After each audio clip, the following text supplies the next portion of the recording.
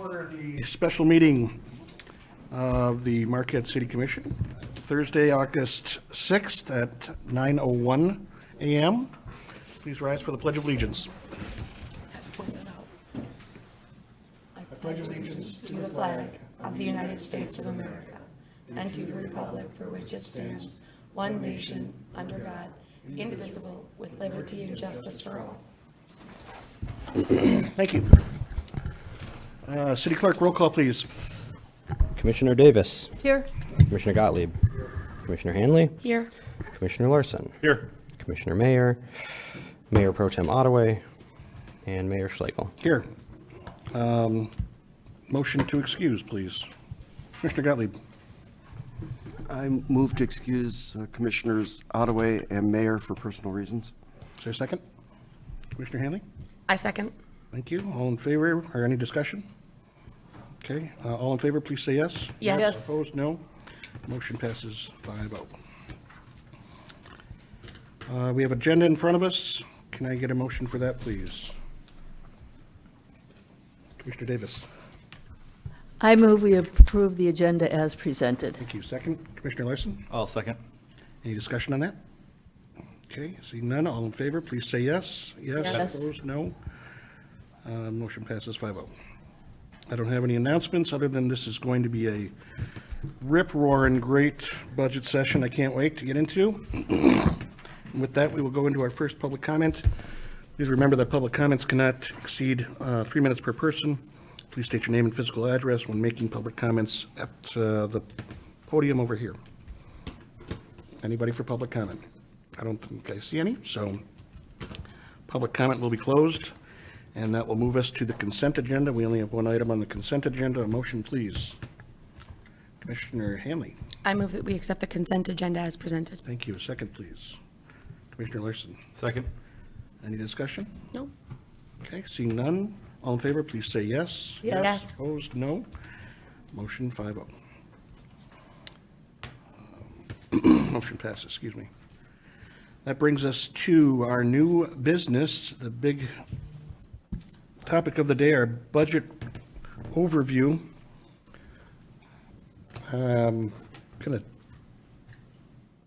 ask the city attorney if I actually have to have a motion for this, because everything is supposed to have a motion.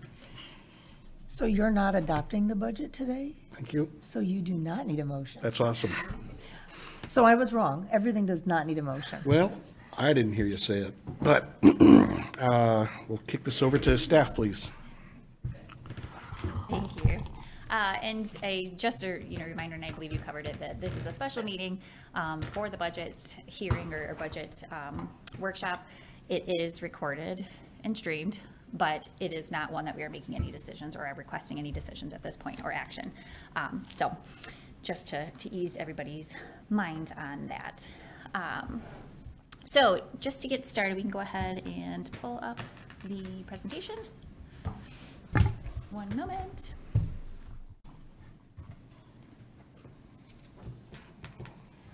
I love this. There we go. So today what we're going to just cover is going to go through, again, high level introduction and background. We're probably not going to spend a lot of time on those explanations for property tax revenue that we do so often, just because you guys have heard it a lot and a dozen times every year. However, I do want to note that we are preparing the information for more of budget materials that you can review, and that the public then can also see that and hear that and review that as well, because this presentation is for the commission to hear it the first time, get their first glance at the budget and provide any commentary or feedback or direction if necessary.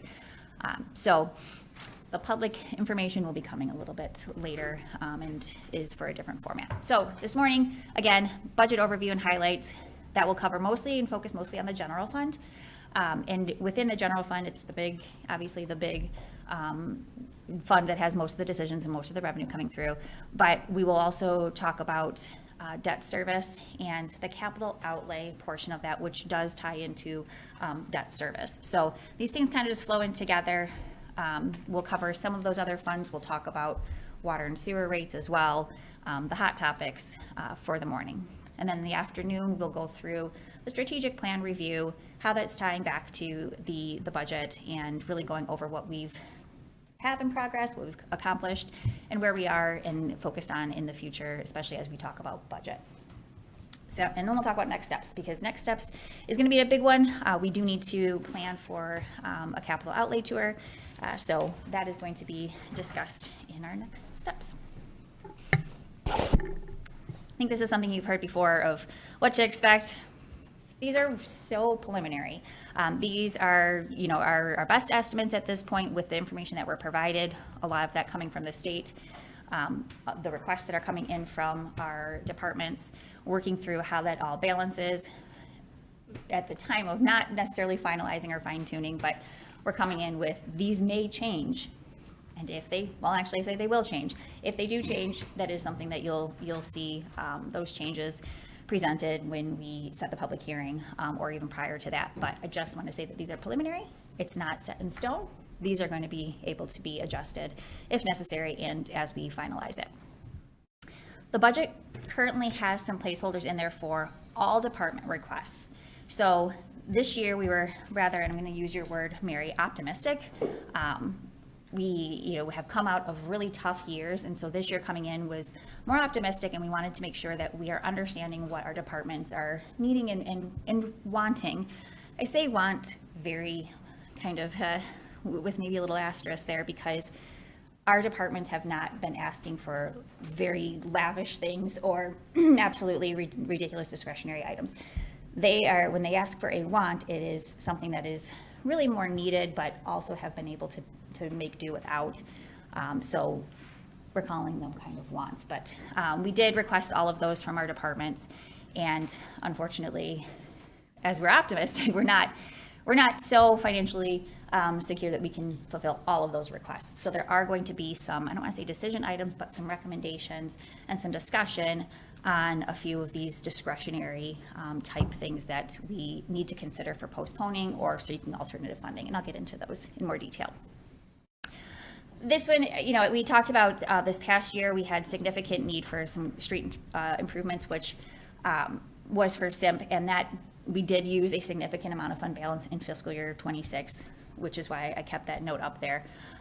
This is something that we had for last year, and we cannot continue to do something that significant with our cash and fund balance. So that is going to be something a little bit more different this year that we talk about. And of course, we'll be talking about brownfields, because that is the number one question I think I've had from many of you is, hey, do we get that nice little, chart of when these things are paid off? Of course, we'll absolutely discuss that and tie that into revenue. And we'll talk about debt. We've covered that before. I think it's really important to just kind of pause for a moment to read the vision statement, especially as we talk about the things that we provide. The vision for the city really is to ensure that quality of life, and I've said this before with our services, high quality services, and we need to be doing it while we're remaining economically sound.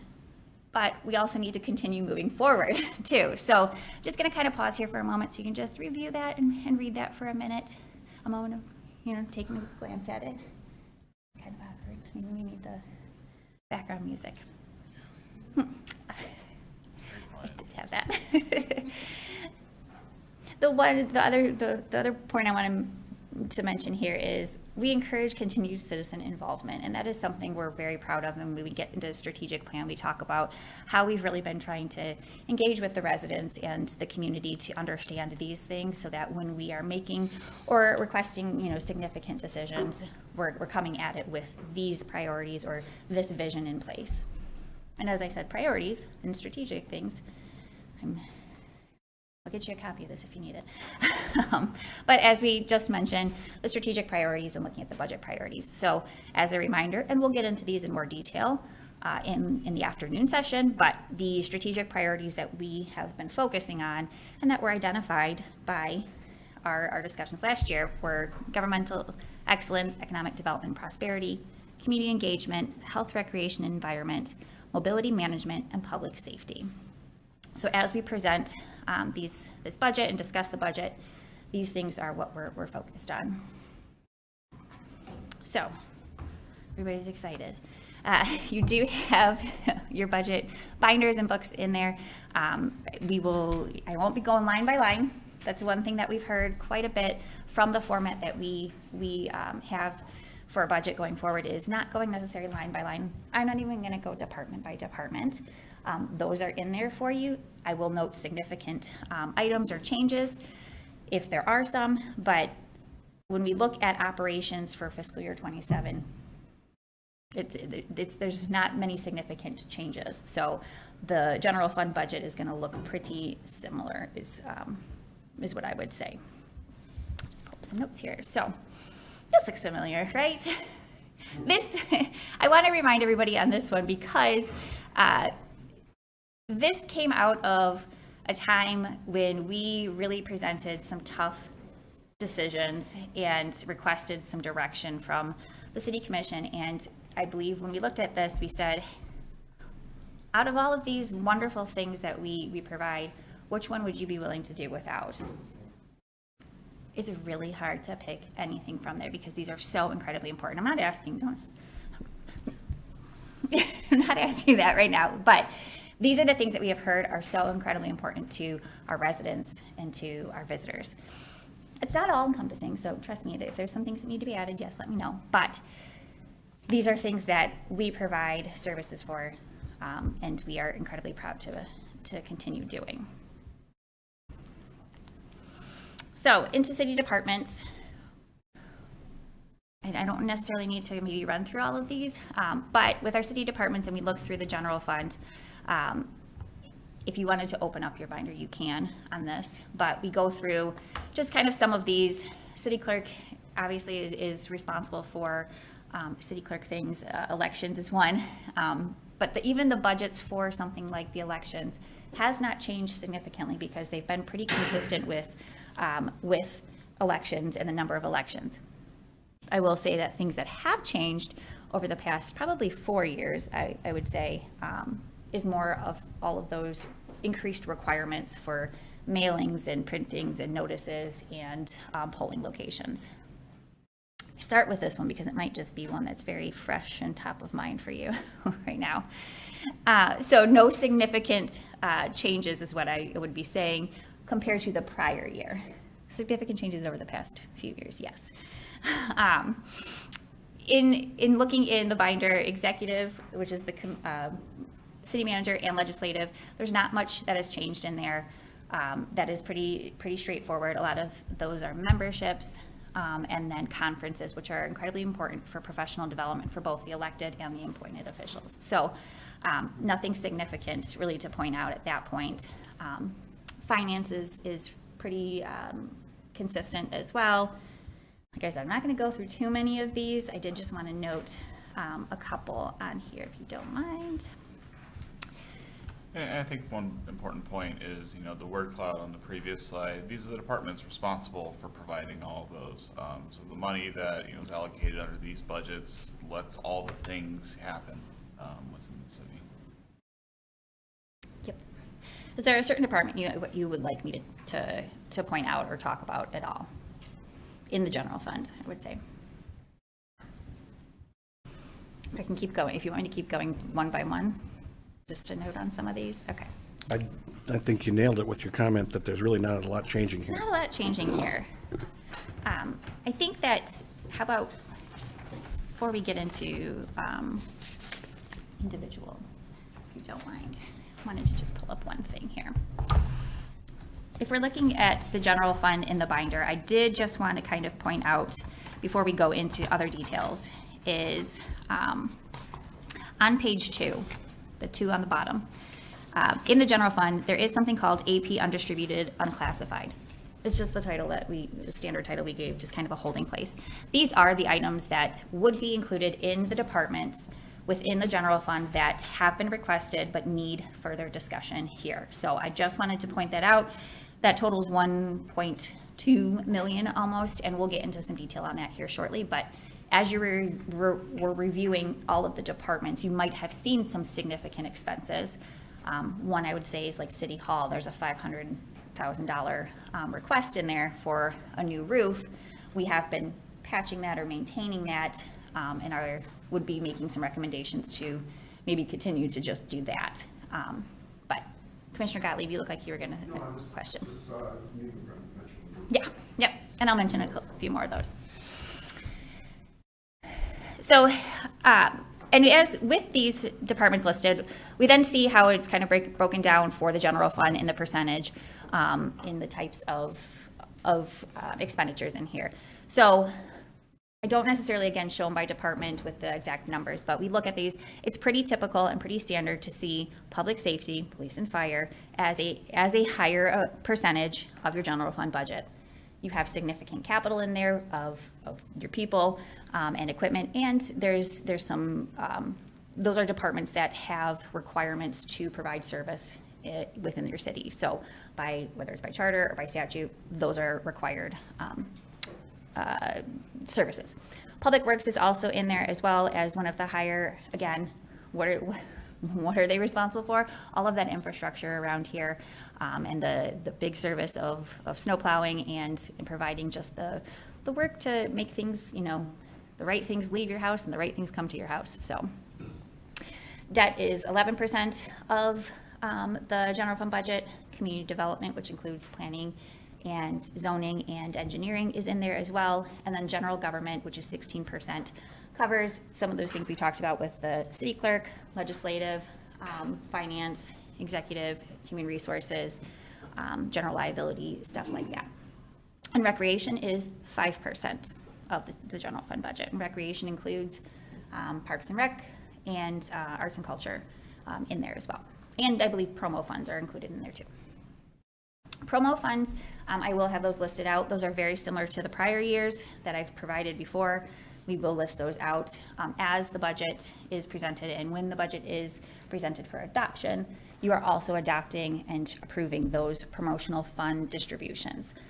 Those, I believe, are totaling about 63,000, if I'm not mistaken, 63 to 68. But I can glance at those real quick.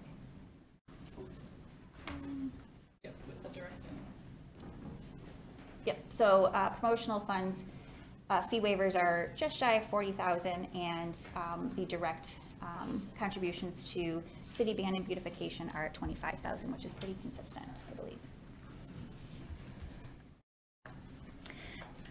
So we'll come back to expenditures again, but let's talk about revenue. I wanted to kind of paint the picture of what the general fund provides, but here's revenue.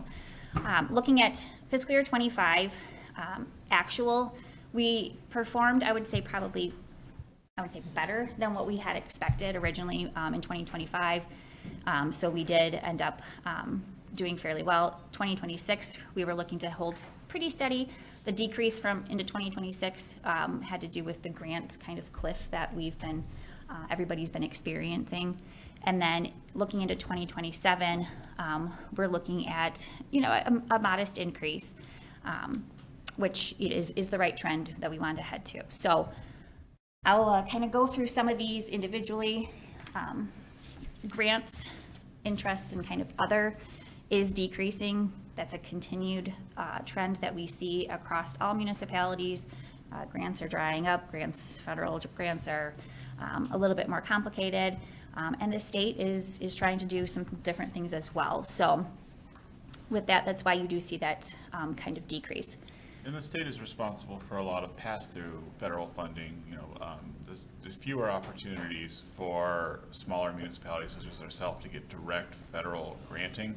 But through block grants, the state gets that funding and then distributes it down. So when the federal government is cutting direct grants and block grants to states, we see an impact on that. Yes.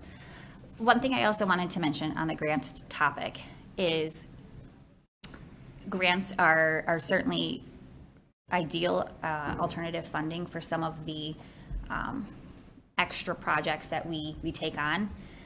It is incredibly important to note that there's no free grant. Free grants, if they say it's free, it's not free. Free grants come, especially with projects, come with continued maintenance costs. Some also come with matching funds, completely understandable, but they also come with some high expectations or high, I'd say, requirements that would be things that we would otherwise say are more discretionary. And I'm going to just use a broad example, not a real life example, I guess. But if we were to put up a new pavilion somewhere and we receive a specific grant, one of the requirements would be to plant 25% of the green space around there in, even if I say native plants, native plants to the area. That might not be a priority for that project for us to take on, and that would be one, if we were trying to cut costs in a project, that to make it more affordable, that would be something we would consider maybe postponing, but we couldn't if we had a grant. So the grant dollars don't go necessarily as far on a project as we could hope, and then we have that maintenance cost thereafter versus a simpler pavilion perhaps to start with, and in 5 years upgrade with some of those plantings. Again, not real life example, just trying to say that that comes with some extra strings and maintenance as well. Yeah, no grants are really free money. They all require a significant amount of staff time just in terms of administration, but then additional costs. I think we've heard the commission give some scrutiny to some of the granting opportunities we've looked at and what liabilities that would bring us, even if it is bringing us a significant amount of revenue in. And we're really trying to encourage everyone to take a real close look at what exactly we're obligating ourselves to. So, I talked a lot more on something that wasn't a significant revenue source for 27, but let's talk about the significant revenue sources. Property tax, let's try that again. Property taxes remains our most significant revenue source. That's very common in Michigan municipalities. I don't think we need to necessarily go over the fact that we are very limited in the revenue sources in the state of Michigan that we can do, although we're trying to advocate for change. But with property taxes, we did see a 5% increase in revenue for property taxes. That actually is pretty, I would say, significant, but that is a really nice jump in property tax revenue. However, we understand that that comes at a high cost for our residents. So I don't want to celebrate too much on a 5% increase, but that also includes additional buildings or property that comes online, commercial property, some of the newer development that is non-residential that is included in there as well. So 5% is a nice increase. But do you guys really think that 5% was all that costs increased by?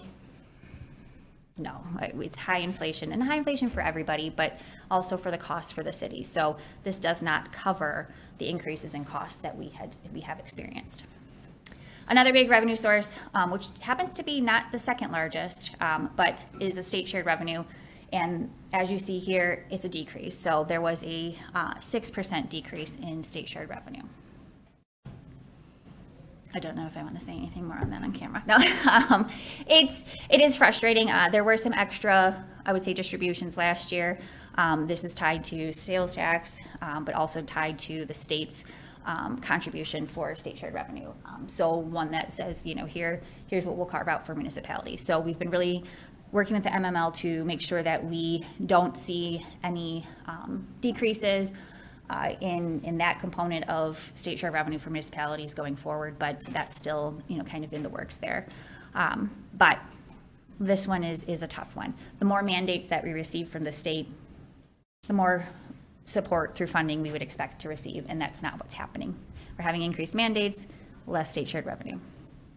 Math's not mathing. After that is your fees, sales, and services. Those are, the things that the services we provide. Many of these, I will note, are limited to what it costs to provide the service. So we cannot make a profit off of permits. There are very strict laws about that. So many of the fees, sales, and services that you see here in the revenue is covering a cost. Maybe break even, but maybe a little bit less than that. After that, you see payment in lieu of taxes. That is somewhat similar to property taxes. I kind of put those together sometimes when I discuss these things, in presentations. But I did, we do have it separated here. That the significant one in there is the BLP payment in lieu of tax arrangement, which is slightly increasing, but that is a percentage of their revenue. So you would think that, as growth continues to happen, the revenue for them continues to increase. However, then you also have this other competing factor of energy efficiency. So you see these two things kind of level out and stagnate. Also in there is the payment in lieu of tax arrangement from our wastewater and utility facilities. So because they act as a business, or they act as a business or operate as a business, they would otherwise be paying tax, but they don't. Instead, they pay a payment in lieu of taxes. So yes, it is paying ourselves, but it happens every municipality. Also in the payment in lieu of taxes, a small portion of that are our subsidies for our housing developments. I didn't necessarily go into great detail on this one, but I do just want to remind everybody that there's 700 units of housing, subsidized housing within the city. And of that, those provide only $53,000 of revenue to the city to serve 700 units, which is probably over 1,000 individuals or folks. That does not include Northern, by the way, but that is your Snowberry, that is Grandview, our new Black Rock Crossing housing development. So we do just mention that because equivalent to that would be the largest apartment complex, such as Tourville, and they have about 280 people. I'm sorry, I even took that slide out, and I wish I didn't. They would be providing close to $300,000 a year in revenue. So that's the comparison. And then transfers in, that's minor things usually for grants or pass-through or things like that. So any questions on revenue? We did see a small increase of about $540,000, but it's an increase nevertheless. All right. Just another way of looking at this. I'm just trying to find better ways to kind of look at the piece of the pie here without it being a pie. Property taxes, 14.8, PILDs, 4.1, your fees and services, state shared revenue. State shared revenue used to be your second largest, maybe your largest after property taxes and payment in lieu of taxes together. It's really interesting. I don't recall a time where it's lower on the list like that. And then our grants, interest, and other revenue. Oh, I did keep it. Okay, good. I was hoping that this was there. 480 units from Tourville pays $280,000 to the city for revenue. And that's in city taxes. That's not the other entities. That's what we would receive in revenue. But while we're talking about arrangements other than property taxes, I think it's just a good time to kind of roll into brownfield discussion and just kind of do an overview and review as we talk about property tax and revenue. Yeah, absolutely. So this is a very familiar chart. Not much has really changed. I updated some of the revenue figures, but this is the total of brownfield projects that are within our city tax capture. The next slide would be the DDA developments. But really, we've only added the CHIP in the last 2 years, and we're looking at an eventual city tax revenue impact of about $3.5 million. All these are very significant projects, but they are long-term investments to get tax revenue back on the rolls from underperforming properties. We do have some hope that some of these could pay off a little bit earlier, but we really have to be conservative in our estimates of when these plans are going to be completed, when developer and bond obligations are going to be fulfilled. So these numbers don't change too much until we get to really a close end game on paying them off. I think one notable thing here is we are still figuring out the former MGH property. The city commission has approved an amended brownfield project for that property. We're still waiting on state approval of state tax revenue capture, and we're still waiting for those construction plans to really manifest. So that's still an estimate that's sitting out there. That we're hoping to see some movement on it within the next year or so. But you know, we are looking at UP State Bank rolling off, hopefully within the next few years. I would think that estimate would be, you know, could be rounded down a little bit more. And DLP and Liberty Way could also hopefully be rounded down a little bit more. Cliffs Dow is reaching the natural end of that plan. We are currently evaluating what the impacts of the potential sale of the BioLife building to Marisa will be. But even if it is sold, if that sale is completed, I haven't been informed if it actually was. It's still a taxable property through this year, so they still will pay into that. But if it was in fact sold, the capture on that is going to become fairly minimal, and we will need to look at planning for our monitoring costs in the future. If it's not sold, I still would like to try and extend that brownfield plan out or renew it. You know, we have continued obligations on that property, and it is very useful now that state law has changed, that we're able to take advantage of the state tax capture to help fund our obligations towards that property.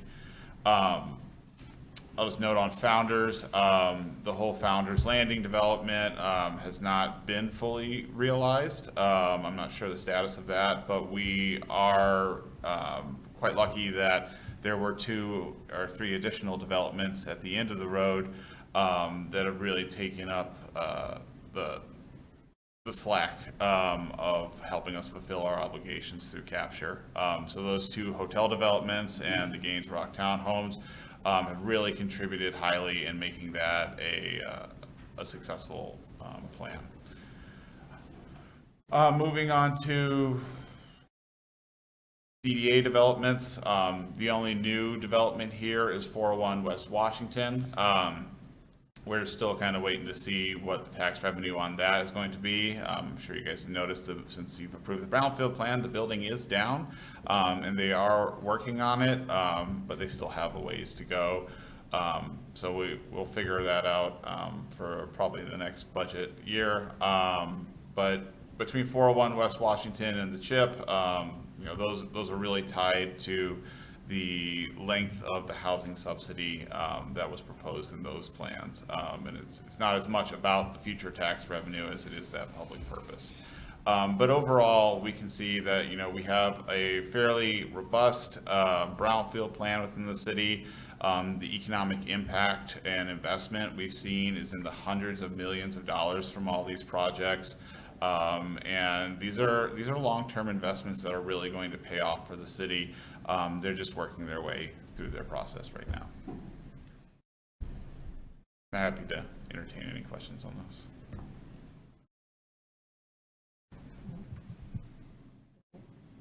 Well, you know, you said that Founders in DLP or DLP and Liberty Way might be completed a little bit. What is a little bit? A year, 2 years, 5 years? I can't give you a concrete estimation, but I would say that's, you know, 2 to 5 years earlier, potentially. We'll know more as we get closer, of course. Okay.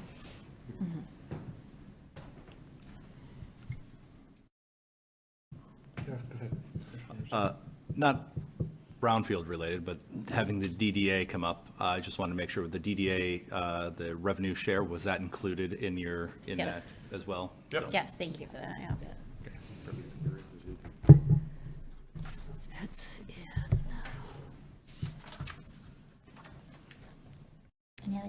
Any other brownfield questions? No. Here it's 67. One more question. Yeah. No, see it, it's at 67. Thank you for pointing that out. Yeah, no, thank Sally for that. So I know we've talked a lot about brownfield and the capacity to do more brownfield. Like from your, like, you know, where there hasn't necessarily been a lot of appetite, you know, would you still suggest that, you know, as we're kind of thinking about this, that future brownfield projects, you know, we still need to take very, like, conservatively? I know we kind of have a conservative appetite on the commission, but like from your point of view, you know, looking towards future projects, you know, do we still have that conservative view, you know, kind of moving forward and taking on more brownfield? Yeah, I think absolutely. The message we've received from the commission is that these projects need to be very scrutinized. We need to make sure that they're providing some sort of public benefit, whether that's housing, whether that's investment, whether that's remediation. And we need to really apply the test of, can this project be done, without any kind of reimbursements through, Act 381. And I think that's what we've done to date with all these projects. And there are, interviews I have with potential developers who are seeking this kind of funding, and I really have to put it on the line for them of, you need to demonstrate the value to the city. You need to demonstrate your need as a developer if you are going to go anywhere near a public body for approval on this. And that test might scare a couple developers away, but they need to know what they're getting into before they start asking for public approval and public scrutiny on their project. When you're talking about applying tax dollars, I've had many conversations where people try and explain brownfield to me of, you're not really losing anything, you're just, it's just going to happen later and you don't really notice a change in your budget. And I have to tell them that's not good enough. There needs to be that level of investment that wouldn't be present otherwise, or public benefit. This isn't a, shall approve situation. This is totally discretionary. In terms of future projects, it's really difficult to predict. I think when we look at the 2 pages of projects we have here, each one is unique in its own way, and developers have approached them in ways we might not have anticipated. And people come with plans that are larger than, we could have even dreamed sometimes. And I don't know what's going to pop up tomorrow. But I do apply that pretty strict test, and I give them a very, candid observation of, whether or not I think their project is going to meet that public level of scrutiny. I don't ever stop anybody from moving forward. I just tell them, these are the questions you're going to face. This is the scrutiny that these boards are going to apply here, and this is the public purpose you have to demonstrate here. And if you don't feel like you can do that, I just want you to know what you're walking into before a public setting. So will there be more projects? I'm sure there will be more proposed. The housing component of brownfield is starting to pick up steam. In our local area, we have at least 3 projects between the city and Marquette Township. The land bank has been a pretty strong proponent of utilizing these tools. MSHDA's been a very strong proponent of utilizing these tools. And even the MEDC has said that, if you can do your project under the MSHDA aspect of, TIF, maybe you should be looking at that instead, because they are much less restrictive, and they are making, the impacts in areas that the MEDC is not even traditionally focused on. So those projects, those are questions that, this body is going to have to deliberate on in the future, I'm sure, as more and more developments are proposed. But, being conservative, recognizing the amount of projects we are sustaining right now, even though, I really believe that none of these would have occurred but for the capture element of financing, and this wouldn't be revenue that we'd look at in the city if we didn't approve those plans. But, we're still going to be applying that pretty strict test and recognizing the impact that our current projects have on the future city budget. Well, I certainly appreciate the diligence in carrying that message forward, because I know that's something, we've talked about here, but thanks for the insight on kind of looking forward. And I'll say, just in addition, I know this board maybe feels that, like when a project comes up, it's, hard to turn down. And I applied that test at the beginning of the project because I want both parties to have a chance for agreement when they come here. We want to be a place that's friendly to development. We want to have good public interactions with the city commissioner and developers, because we need investment in the city. Every city in the UP needs constant investment to keep growing. And that's what we're seeing here with these projects. We're seeing investment, we're seeing jobs, we're seeing livelihoods, and we're seeing, the city being rebuilt in areas where it wouldn't necessarily have been otherwise. I think we covered the MGH project, but I do just want to kind of highlight that right now and just say that the, estimated future city tax revenue of 1.2 is, high, as well as the DLP, which is, they're both kind of related in some ways. But I think it's really important to note that, and I know that Sean had mentioned it too, but that is still requiring, some consideration from the state. And that only includes the state capture portion for that project to proceed or to actually come to completion. And so that's a really important piece to the brownfield, I'd say, portfolio that we have right now. And that is something that is I don't want to say at risk, but is one we have to be advocating to the state for that support to make sure that that does occur, so that we could see that full 1.2 million in the future for that. Any other comments or questions on brownfield before we move on to that? So what I will also say, brownfield budgets are, I say they might be, they're not included in your binder at this moment. Those budgets are just the, kind of collection and pass through. There's nothing significant included in those budgets, so we weren't going to necessarily go through those individual funds. But when you do the review, that they're tying back to these projects. If that makes sense. Good. You covered DDA. Just pause for a moment. All right. Getting back to property taxes again. We do want to just touch on property taxes as our largest revenue source, and the fact that it is something that's a heavy burden on our residents and our taxpayers.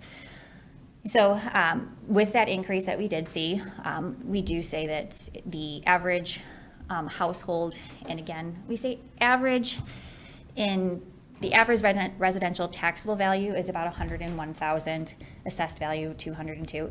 This is not a number that necessarily is accurate, but it is around this amount of an average home of $202,000 assessed value. The annual city property tax portion of that is just shy of about $1,780, so $1,779, and that equates to about $148.30 per month. So of your total tax bill, though. Quick question. Is that a real starting point at 202? I mean, with everything that's going on in home values, and are we just talking about property value versus home value? Assessed value is so we need to keep in mind that your assessed value can increase, your taxable value can only increase a certain portion of that. Sure. So if you're in your home longer, you would see your average, or you would see your taxable value at $101,000, even though you've probably been in your home for 15 years, and you would probably say your house is worth $400 or $500 in some cases. So is it a starting point? I guess, are you saying, like, I'm is it just wondering realistic? if that's a fair average. I mean, it must be because you're using it, I'm assuming, but it seems like everybody that's been in their house for a little bit of time would obviously say it would be higher, but I hope I'm not taking a swing at something that I'm, Gonna regret. No. So what we can do, and we can certainly find a way to explain how you can calculate your own as well. So if you do look at your own tax bill or your own valuation, you could drop in these numbers and see what you're paying in city taxes and what that monthly amount is in order to get the services that you have. okay. But with this, I just want to mention $148.30 per month. That's a small amount in order to get accredited police department, a full-time fire department that does medical emergency services, and even transport as well. That's available all the time. There are cities, I don't think we need to remind everybody, there are cities that don't have fully staffed 24/7 medical or fire departments. We have so many awesome trails and parks, so many things that draw in our residents into the core, part of our town, and then also our visitors. It also is Presque Isle, a wonderful place, and more lakefront access than a city downstate that I will not say the name of, but more publicly owned lakefront. And that is something is a huge priority, but we also have snow plowing. I understand that there was a lot of snow this year. Things weren't perfect because it snowed constantly, so it was nowhere able to keep up on some of this. But we have the best snow plowing in the UP and in the state, and they even plow the bike path as well, so people can continue to walk. And we have 19 miles of sidewalks that we clear as well. So we also have community art and events and some fun things that we can do as a community. We have the Citizens Academy that we provide, Police Citizens Academy, public, engagement opportunities, capital improvement upgrades that we continue to do each year. Even though it's been scaled back in previous years, still did some improvement. And we have the safest and most secure local elections with the best staff ever running them. So for $148, and that's just to name a few, there's so many more, but $148 a month, that's what you get. That's a pretty darn good deal as well. So, but going back to what you pay in your full property tax bill, doesn't all come to us. 44% of it goes to the city, 32% goes to education. So that could be state education, schools, ISD, and that is an increase this year. 19% of that goes to the county, and that includes county operations, your veterans, transit, parks. There's a couple other missing in there as well, medical, things like that. There's also the library and recreation, 1%. Recreation is Iron Ore Heritage Trail, not necessarily city recreation. So it's just a good visual to have when you pay that bill. So enough about revenue. Let's talk about expenditures here.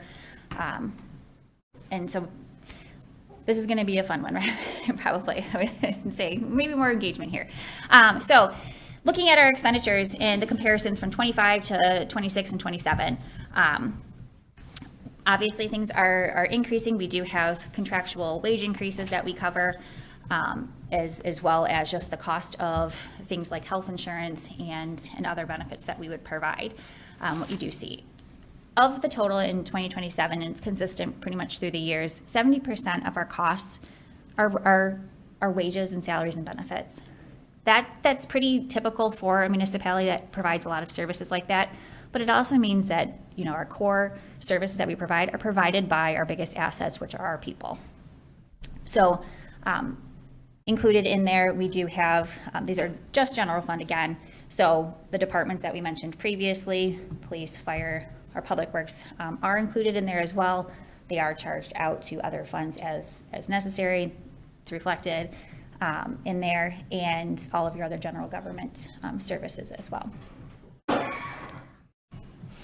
And it's important to note, and while we're talking about salaries and wages and benefits, that working in the public sector in government is very difficult to recruit. And it is one that we handle a lot of services that our residents depend on, some life safety requirements and services that promote democracy and continued citizenship, basically, and the handling of funds and enforcing laws and rules. And so it is very much in our best interest to hire quality people and recruit and retain those quality people. And so for our costs to be 70% our wages, that is one that we are investing in people. They're providing the services. It is important that we try to keep our people. And we run a very lean organization. I struggle to think of anyone in the city who isn't performing at the maximum of their job, and any department in the city that would love to add 1 to 3 people on the spot if we had the capacity to do so. But we really work to evaluate each position, very much scrutinize any request for additional positions, and keep the organization as efficient and lean as possible. Not that we want to get into too many details either, but there are very few benefits sometimes of working in the public sector.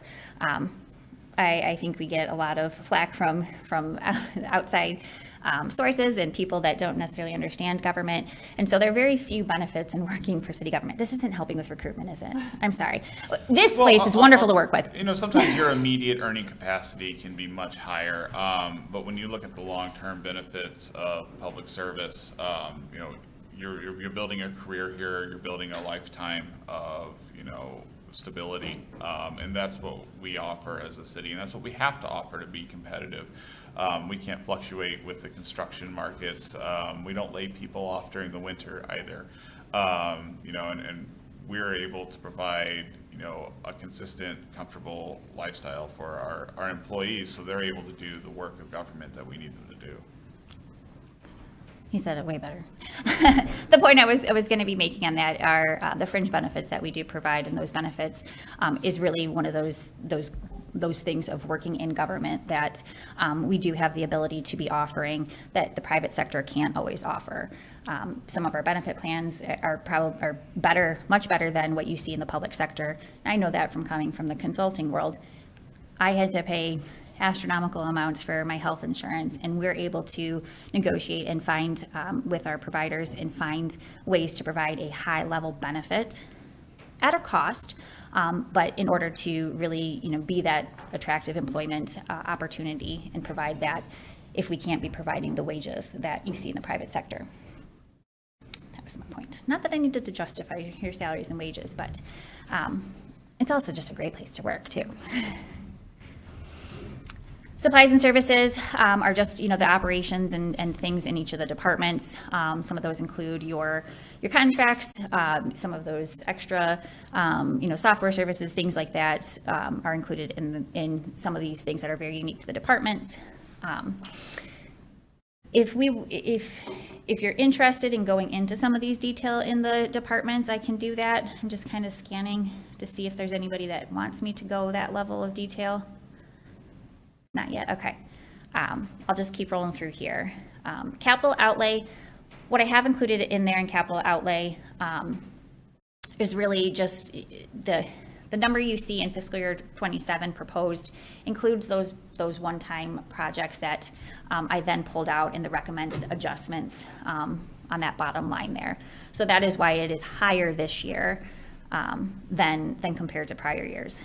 Prior years, the capital outlay in fiscal year 26 did include the street SIMP project, but I put that in the transfers out because that was transferred to the street project. And I didn't want to necessarily skew that conversation. Debt service is a little bit misleading in this graph here, or in this table here, because it's $904,000. That debt service is only the payment or the TELP or the JCI project payment that is directly correlated with the general fund or the general government portion of those projects. So that's why that's there, but the transfers out that you see below the operating budget are all, includes all debt payments in the other funds that need some assistance in paying that. So those are going to be your street funds, mostly your street funds, yep. I would say. Any special revenue. Any special revenue funds. And so I'm going to take a moment here for just to mention that I believe there's a debt listing that we handed out as well. Most of those debt listings are paid for out of these transfers out here from the general fund. And we have our debt service slide in a couple slides. Yeah. But just wanted to mention that. And Commissioner Davis, you look like you were going to comment on that. Okay. 2037, something like that. 2037-ish? We'll get to that. We'll get to that in a moment, yeah. But 2037, around that time frame, yes. Is what we're estimating. So when you look at the transfers out trend from 25 to 27, 26 is higher. That is not debt related. That is the SIMP project in there. And then that also projects out the subsidies that we would be paying to our other funds, which are not included in our 27 proposed budget. So I'm just pausing there for a moment. I did, again, pull out those recommended adjustments and a bottom line there of 1.2 million, just to point it out that the total operating budget expenditures would be 24.2 million. With those transfers out for debt covered payment, that would be about 26.2 million. So I want to, bear with me for a minute here, but I want to mention this. If we don't pull out those recommended adjustments, or we did not pull those out, we would be looking closer to the 27.4 number. And that's a pretty large number, because if you remember, our revenues were not 27 million. So any questions on expenditures before I just move on to a little bit more explanation on the comparison? Commissioner Gottlieb? Okay. You will, I'm sure. So how does that compare to our revenues and our expenditures? So revenues of 25.8 million. This is where I say the expenditures of 27. Now, going back to the slide, 27 would be with that 1.9 or 1.19. Everybody understand that? Okay. So 27.4, if we did not pull out those 1.2 million, I say recommend discretionary projects is 1.2 million. If we take that out, we would then be looking at only a net expenditures over revenues of 427,000. So what I don't, it's not math going up and down like that. So what that 427,000 is signifying is our operating deficit. So of pure operations. So when we pull out the $1.2 million of discretionary projects, we're talking about just operating, not necessarily any big projects, any big movement, just operating. We are still short about $427,000. So we're not generating enough revenue to cover our full service of expenditures without any special projects. That's been the story for a long time, that since we've been projecting to use fund balance. Again, this is getting to be a very common thing in municipalities because our revenue is so restricted and so, constrained on growth. So this isn't a huge surprise. We are in the financial position to be able to continue to use fund balance for these operations in order to await for, some other changes or some increase in revenues, some things to roll off. So I want to note this, that I'm making sure that this is probably going to be just headlines of something, but I think it's really important to be proud of how much work we have done to get to the point of $400,000. $400,000 is what we're projecting to use in fund balance. It's really important because 5 years ago we were talking about 6 million. I think we presented you to like 2 million, but there was a point when we were staring down a $6 million deficit. To get to the point of $400,000 is a huge accomplishment. And that is a huge accomplishment from our departments who have worked so hard to make sure that they are operating lean and efficiently and exploring all options for funding and all options for minimizing costs. I think it's worth saying that if state shared revenue alone had kept up with what it should keep up with, this wouldn't even be $427,000. It would be half of that if it had been the same level as last year, but it wouldn't be existent if state shared revenue had kept up with its responsibility. So, yes, thank you. That was also a big. It wasn't a jab to state revenue. Can it be? Sorry. Can you say more about that? So can you explain a little bit state shared revenue just real quick, like what you mean by that and why it hasn't kept up? Sure. Mary, do you want to explain it while I pull up a couple numbers for shortages? I first wanted to kind of preface that all the prior discussions that we've had with you about our long-term forecast. Why am I? Here. There we go. While all the prior projections we had given you had always projected that we would have state revenue sharing increases. So we did not anticipate that we were going to have a decrease going into when we were putting the 26 budget together. We could not have anticipated that 27 was going to have a decrease. I believe what the state was doing over the last year is they're starting to fund the road trust. So their argument is that they're pulling back on state revenue sharing so that they can contribute more to the road program. So their argument has kind of been, we're going to pull back on your general portions to fund your streets. So you're going to have less coming out of your general fund transferring to your streets. That's been their objective going into this fiscal year. Their estimates for streets have been incorporated in the street budgets. However, we've been basing this on estimates. We have not seen concrete numbers coming from the state yet. So that's why there's been pullback from state revenue sharing. When you say streets, is that highways? Is it streets? Is it everything? That's both Is it major just and our local. local? Yep. The Okay. program that they're trying to fund now is called their Neighborhood Road Prop Fund. So that's primarily going to go into our local streets. And that's been notoriously underfunded for years. So they're trying to bulk that fund up a little bit more. So, we can, while we're on the street topic here for a moment, while they are taking away from state share revenue to focus on streets, we actually need both. Municipalities cannot maintain or keep up with maintenance of the roads and the streets in their boundaries with the Act 51 funds that are being distributed. Even, we do get a snow distribution. There are a handful of communities that see over a certain amount of snow. They do get a distribution. It's delayed. I would say it's delayed by 2 years essentially. So we just saw the biggest snow year in the past, 5 years, I would say, maybe. Nobody fact check me on this one. And we received a measly, It's like 20 grand. 20 grand.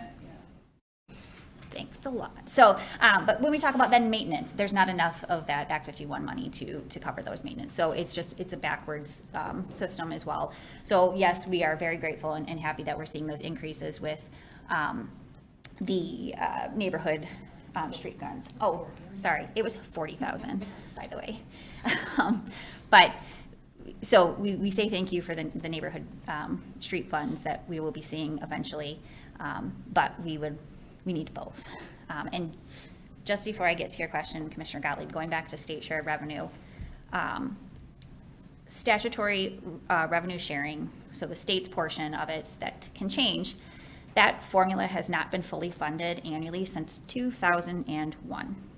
State shared revenue sharing to local governments has been underfunded by more than $10 billion since 2002.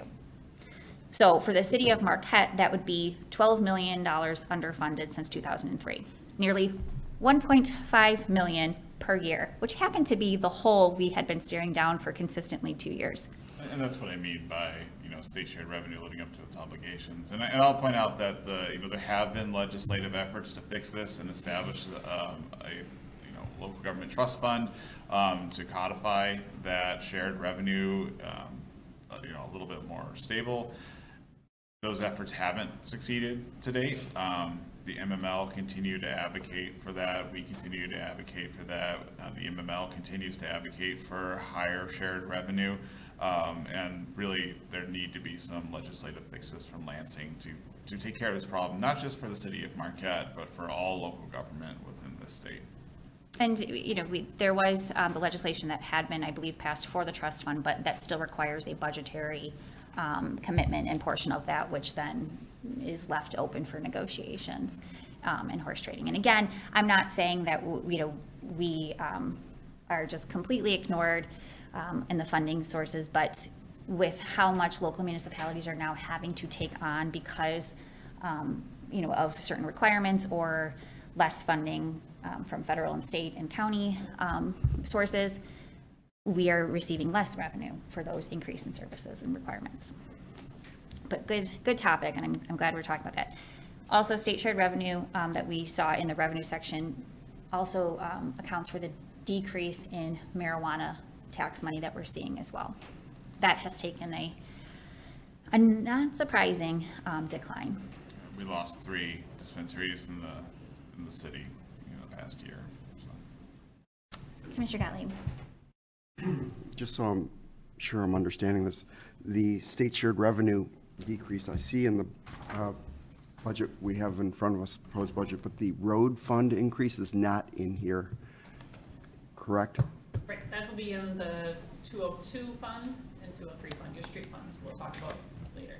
And so that is not in here, but there is an anticipation of perhaps seeing some money for that? It will be in the street funds though, not in the general fund. Right, I understand that, but then that can be adjusted Yes. later. And do you have any guesses to when and how much that might be? The last correspondence we got from the state, they would have new estimates for us in July. And of 26. That's And if you go to their site now, Thank it you. I still says understand. She update in knows. 26. So we're still waiting on those calculations, so. Do you have any guess as to how much? Yes. Yeah. Just a guess. Yeah. While you're looking that up, I just wanted to mention that you said it's not included in the budget, and it will be included in the street fund budget, which would mean we would, at the end of the year, have to probably provide less contribution from the general fund to Right. the street. So it would still have a positive impact on the general fund. Right, Yep, exactly. Yep, you were getting there. Yeah, that's what you meant. I just was trying to. Yeah. Yeah. The estimates we have for fiscal year 26, which is the current year that we're in, is about 824,000. Their estimates for next year, which is also in your budget, is just over 1 million. Say that again? For fiscal year 27, we're looking at about 1 million, the estimate for that, for local streets, Which is neighborhood roads. Nice. Yeah. Which is, We need like quadruple 10 times that. Yes. Thank you. Good. that's their estimates. Yep. Thank you. We need how much? A lot more. About 3 million? Yes, a lot more. But that was good. Good conversation on that. So again, when you're going to use fund balance of 427,000 for operating, I feel very optimistic and comfortable with that. Using 1.6 million of it, I'm not comfortable using.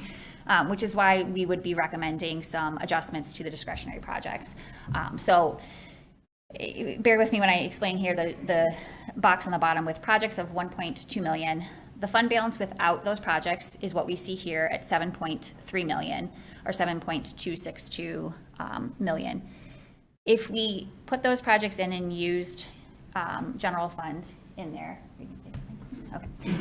The fund balance with those projects included would be 6 million, and that would be getting very close to our bottom minimum requirement for fund balance, which we will cover our fund balance policy here in a moment. I just wanted to mention that if we're continuing to chip away at it, that is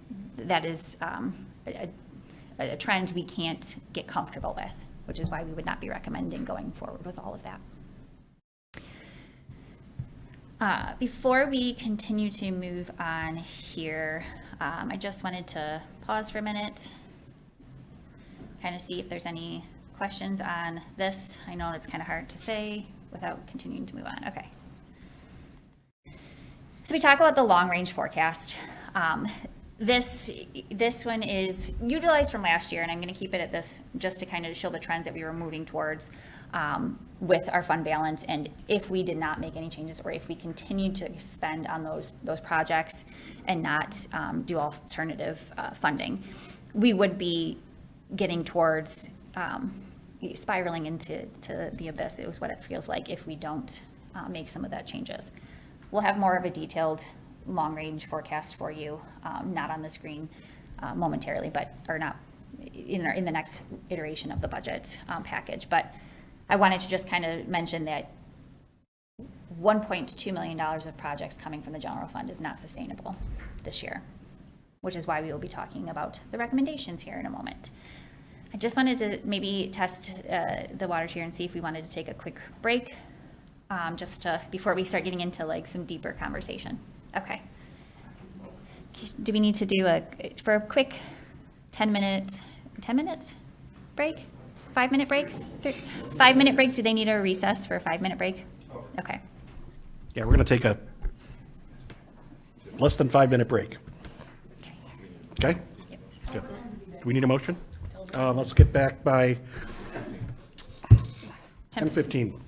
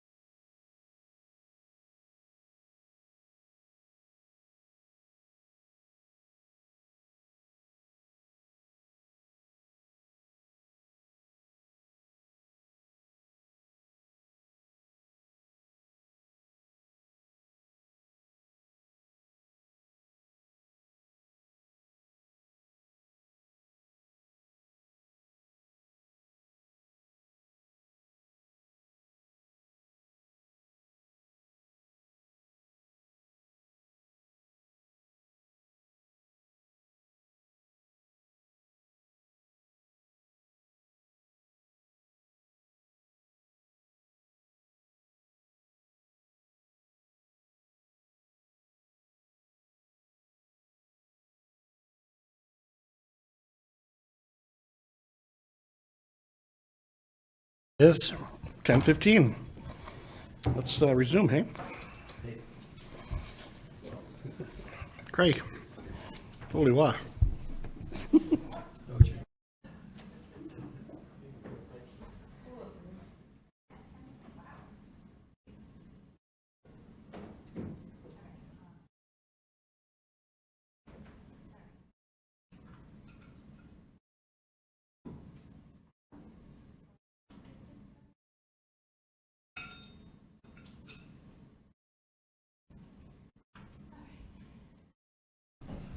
We were just talking about fund balance, right? Before we get into some not difficult, but just other discussions. Hold on, just pulling one thing. My apologies. All right, so we do have a fund balance policy. So I just wanted to maybe go over that real quick as I had heard some questions on what that fund balance policy is. And I'm pulling up the exact words here. Why I can't find them.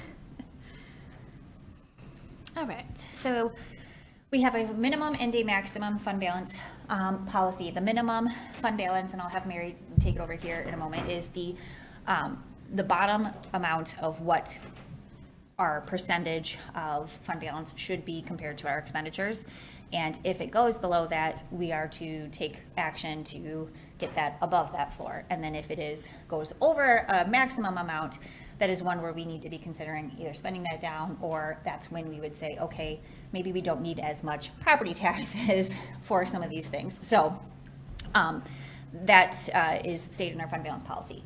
What that means though for us for, let's go back to this previous slide, for let's say what this fiscal year 26, what is using our expenditures, what would be the bottom percentage of, or bottom amount we could Amount do? is 4.4. So if we were to dip our fund balance down to 4.5 million, we would have to take action to increase that in order to be within that bottom portion. So at our rate of, let's say, 1.8 million in fiscal year 26, and then if we were going to be using 1.6 million in fiscal year 27, we would be the following year be, barreling towards using another, 1.5 million in that pattern, and that would get us below where we need to be. So making sure we are watching that long term when we look here, making sure we're watching that long term to make sure we don't end up in that projection is where we need to be. So again, this means we do have enough to utilize fund balance for things like one-time expenditures or operating within reason, as long as we're paying attention to the projection out and how soon we would be doing that. Does that make sense? To me. Oh, yes. The low end is 4.47 million.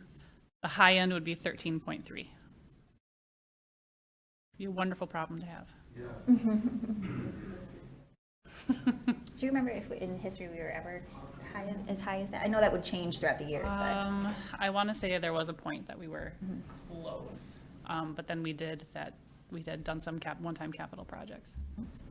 But that was probably before my Which is time. what it's That was before for. my time. If you're fully funded, it's for the significant investments in the city.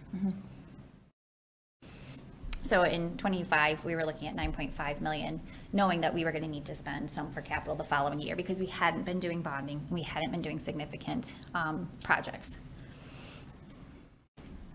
So sometimes when we end the year, which looks high, we are looking towards the future of when we need to be spending those things. Make sense? Any other questions on fund balance and fund balance policy? Yes. I just have one question, like just when I'm reading, it says fund balance carried forward, like how do I think about that? In the Sure. line item? In your budget? In my budget, yeah. So, Mary, do you want to explain fund balance carry forward in there? Which, are you looking at a specific fund? I mean, it showed up in a number of funds. So when we're doing budgeting, we are required to have a balanced budget. So our appropriations, our expenditures need to agree to our revenues.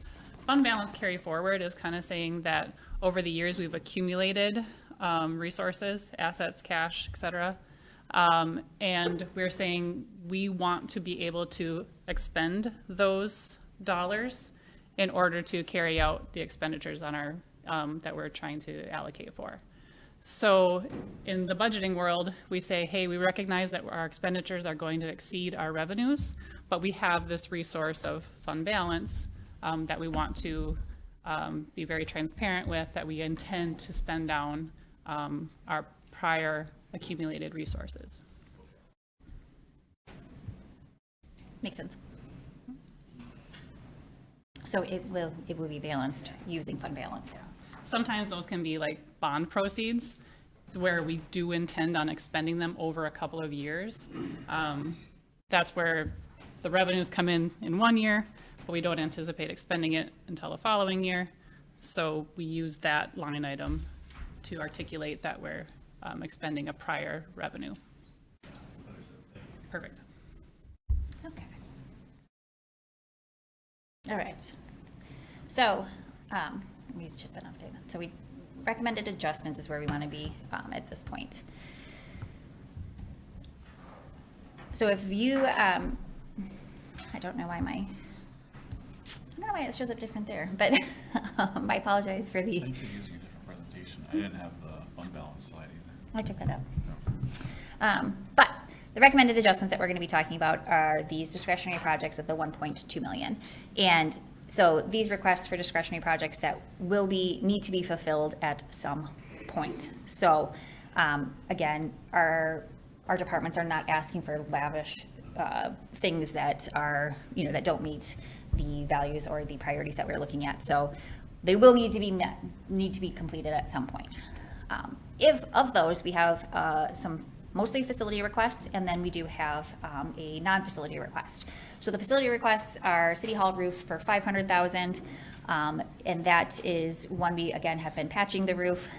We have continued to kind of chase some of the leaks around. However, some of this is also, looking towards the future of what this building would be used for, knowing that our seniors are looking for a senior center.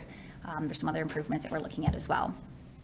Also, there is the Presque Isle band shell restroom for about $490,000. I want to take a moment here to just talk about that because when we talk about needs, this is one that comes with a little bit of baggage. So when the band shell was built, the vault bathrooms, very old and kind of past their life, were taken down. And in that, when we built the new band shell, there was a code requirement to include restrooms. Even though it's an outdoor facility, there are restrooms nearby.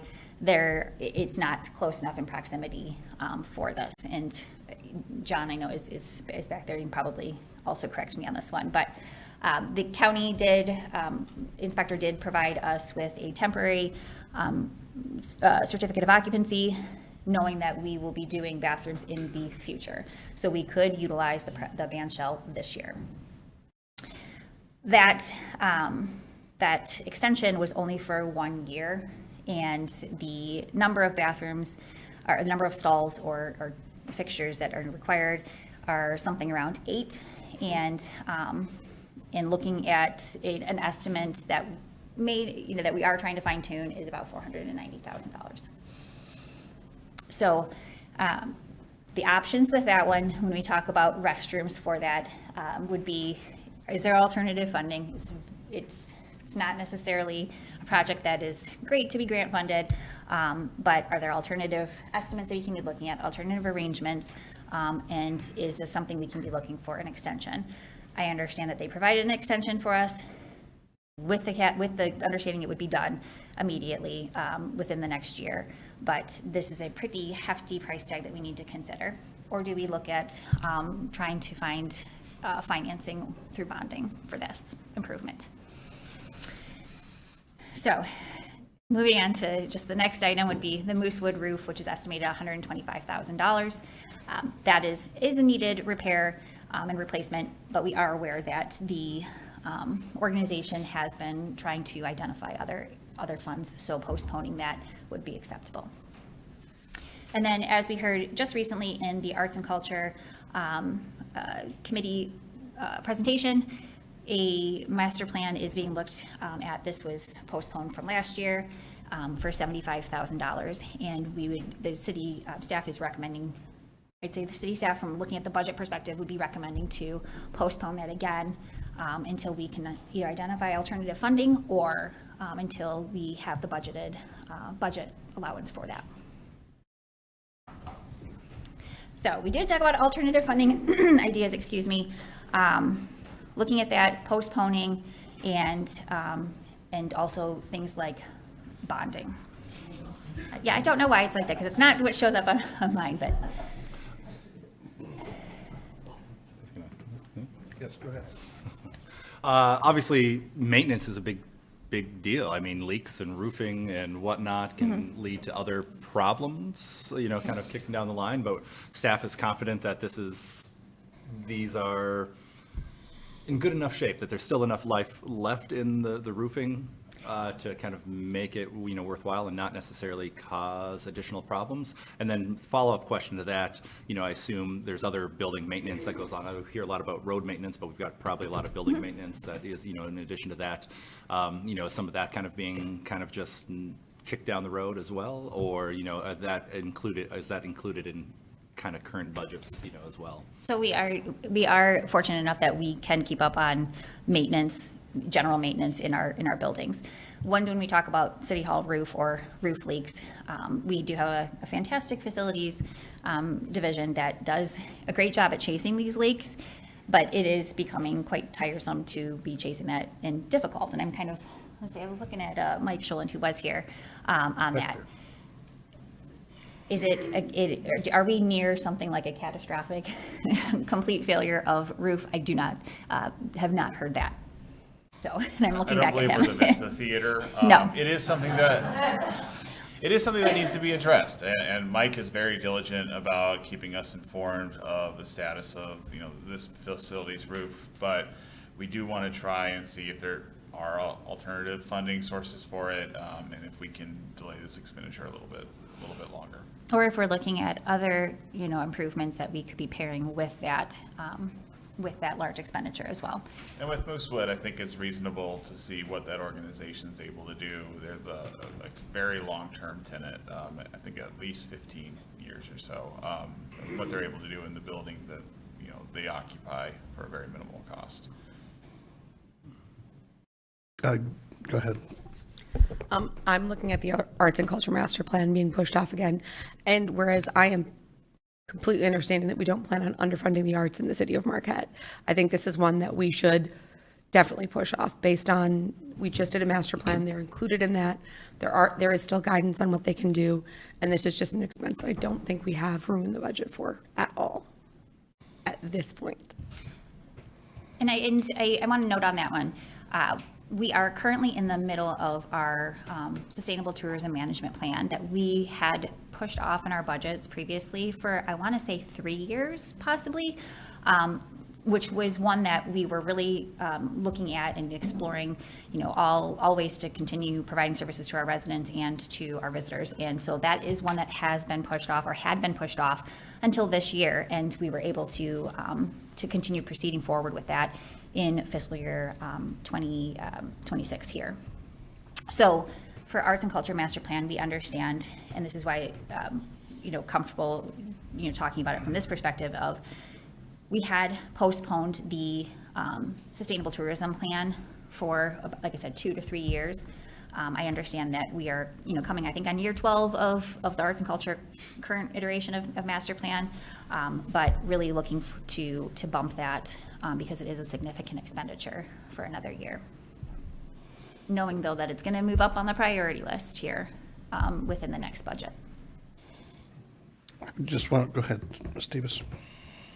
Well, first of all, I agree about putting off the Arts and Culture Master Plan. But on another topic, it seems to me, if I recall correctly, that in the previously we have had grants for restrooms Yes, Sean, like from the Passport grant? Tourist Park, I believe, yeah. Okay. Is there potential through the Passport grant or other grants that we would be able to fund restrooms or at least partially fund them? I think John's over here. John can probably speak on that as well. It's one thing to say that we are receiving quite a few grants from the DNR, and we do rely on those for other park improvements as well. So if that is something we seek for this, I'm not sure of the timing.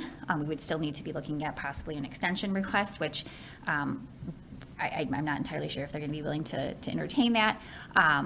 But then also, it just takes away from opportunity of another facility that we will need to do. Yeah, I think that's work. also what I was asking. I don't know what's in the lineup of applications for those grants. John, I'm looking towards you. Do you have anything to add on that question of grants? Yeah, so DNR grants, as far as the trust fund goes, the way that those cycles work, it's an April 1st application. So, and then it usually takes anywhere from 6 to 8 months before you get the grant agreement. So timing wise for this, based on what the county's given us, that wouldn't work on this cycle. We'd be pushing into past the temporary occupancy period. As far as other opportunities, there's a number of things that we're looking at, both Passport and trust fund grants for, and those will be things that Parks and Rec Advisory Board will work out in the next year before the grant cycle. But when we look at these, we're looking 3 years in the future, and we're looking at November of 2027 is when they say we can't use it anymore. And if we even consider that, would we be pushing back other potential projects that we're looking at for those grant programs? Yeah, certainly. We're looking at the Bog Walk as a potential project that has been gaining some traction, as well as several others. When you look at the Parks and Rec master plan, you look at the capital improvement section, there's just line after line after line after line, and a lot of priorities that are very high. But again, it comes down to the timing is the most pertinent factor. Yep. Okay. So one of the things, I just want to voice this, if nothing else, I know it's probably going to fall underneath the same umbrella of timing. But 6 years ago, or 6 or 7 years ago, when I was on the commission first time, and we knew that the band shell was coming to the end of its life, and we've got a Moosewood building out there that's probably as old as my grade school, which is old, if you know how old I am.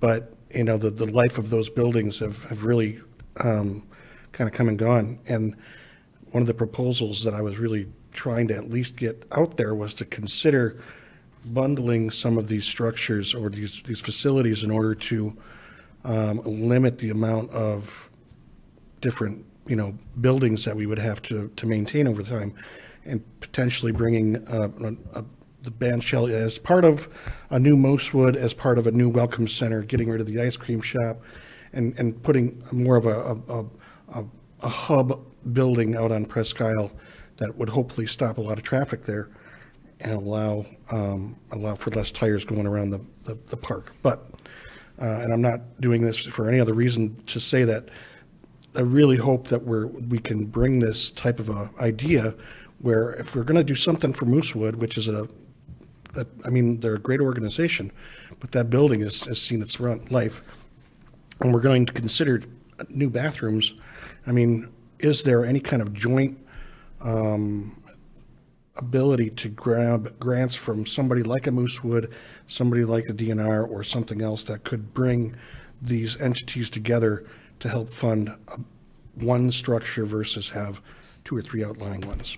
So just something that I'd love to have further conversation on in the future, but I realize, this is one of those things that probably is not going to fall underneath our 1-year timing, obviously. So, thank you for indulging me. You're talking about a grander plan for Presque Isle land use, essentially, and I think that's something that John had been, talking about. I think that when we did the Parks and Rec master plan, there was some discussion on that, knowing that long-term planning for that is what's needed, where the scale and the magnitude of the things that we would be looking to do exceed what our budget could handle in the next 2 years, 3 years. Yeah, but the focus to me again is to be able to get multiple organizations into one facility that's going to Yeah. be able to help Yes, absolutely. bear the burden, so. Yes, absolutely. And I think that's something that we really do rely on the Prescott, or the Parks and Rec Advisory Board to really kind of coordinate and discuss as well.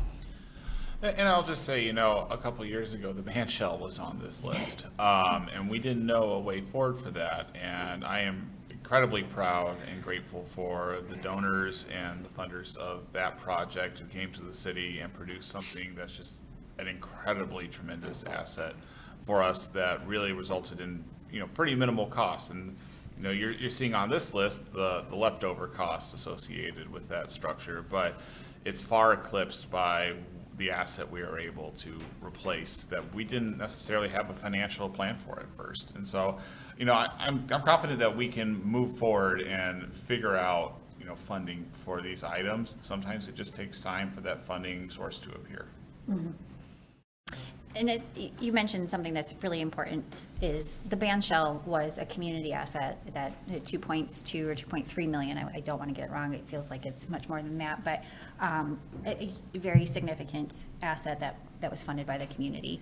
And to have a delay in some sort of use would be incredibly tragic and very difficult to really kind of accept. When we talk about how much our community has done for that, if that makes sense. So these were listed, and we'll show that list again here. These are listed in recommended adjustments for alternative funding and kind of taking those out of the general fund use. So alternative funding that we're talking about would be grants, really seeking out those grants and going hard for those. All of these could potentially be something that could qualify for those grants. And then, or the alternative funding that could also be included is our bonding conversation that we will be having here momentarily. Some of these do qualify or could be put into that and make sense to be a priority to be put into there. So as we move forward with that,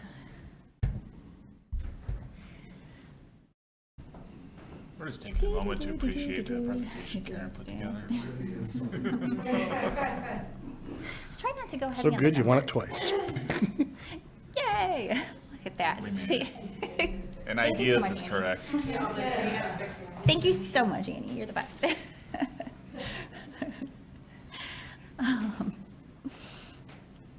All right, so we just talked about some of these recommended things. Let's talk about the infrastructure here, component of that. Infrastructure comes with a lot of investment, but then also comes with maintenance, okay? So when we talk about maintenance, the things that we are maintaining on a regular basis to make sure that they continue to function, and I'm not even talking necessarily about the reconstruction or investment, the significant portion of that, which would be like the road projects. These are the things that our crews, that our funds are having to maintain.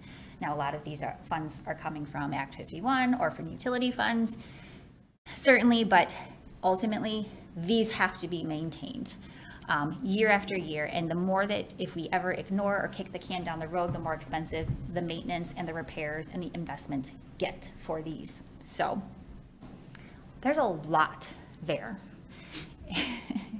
And when we look at asset maintenance and capital improvement projects, our departments have a system of identifying needs and projects, and I'm thinking with mostly just the utility and street infrastructure, of ranking these, the needs based off of various criteria such as the current conditions of it, the age of it, the type of infrastructure, and the risk of failure in the near future. So our department's engineering is really heading this, is looking at these, making recommendations for improvements on what is absolutely critically necessary. We then, are investing in SIMP. And this year, what we are really looking at is more investment for some of this reconstruction over the next few years, and I'll get into that strategy here shortly. So when I talk about infrastructure and maintenance, we're covering the maintenance costs for that. We're covering the basic, the keep it running and functioning and making sure that we are not going to be having catastrophic failures. Those can still happen, but we are to the point now we need to be investing in making sure that we're replacing some of these things. So we've had several requests for capital outlay tour this year.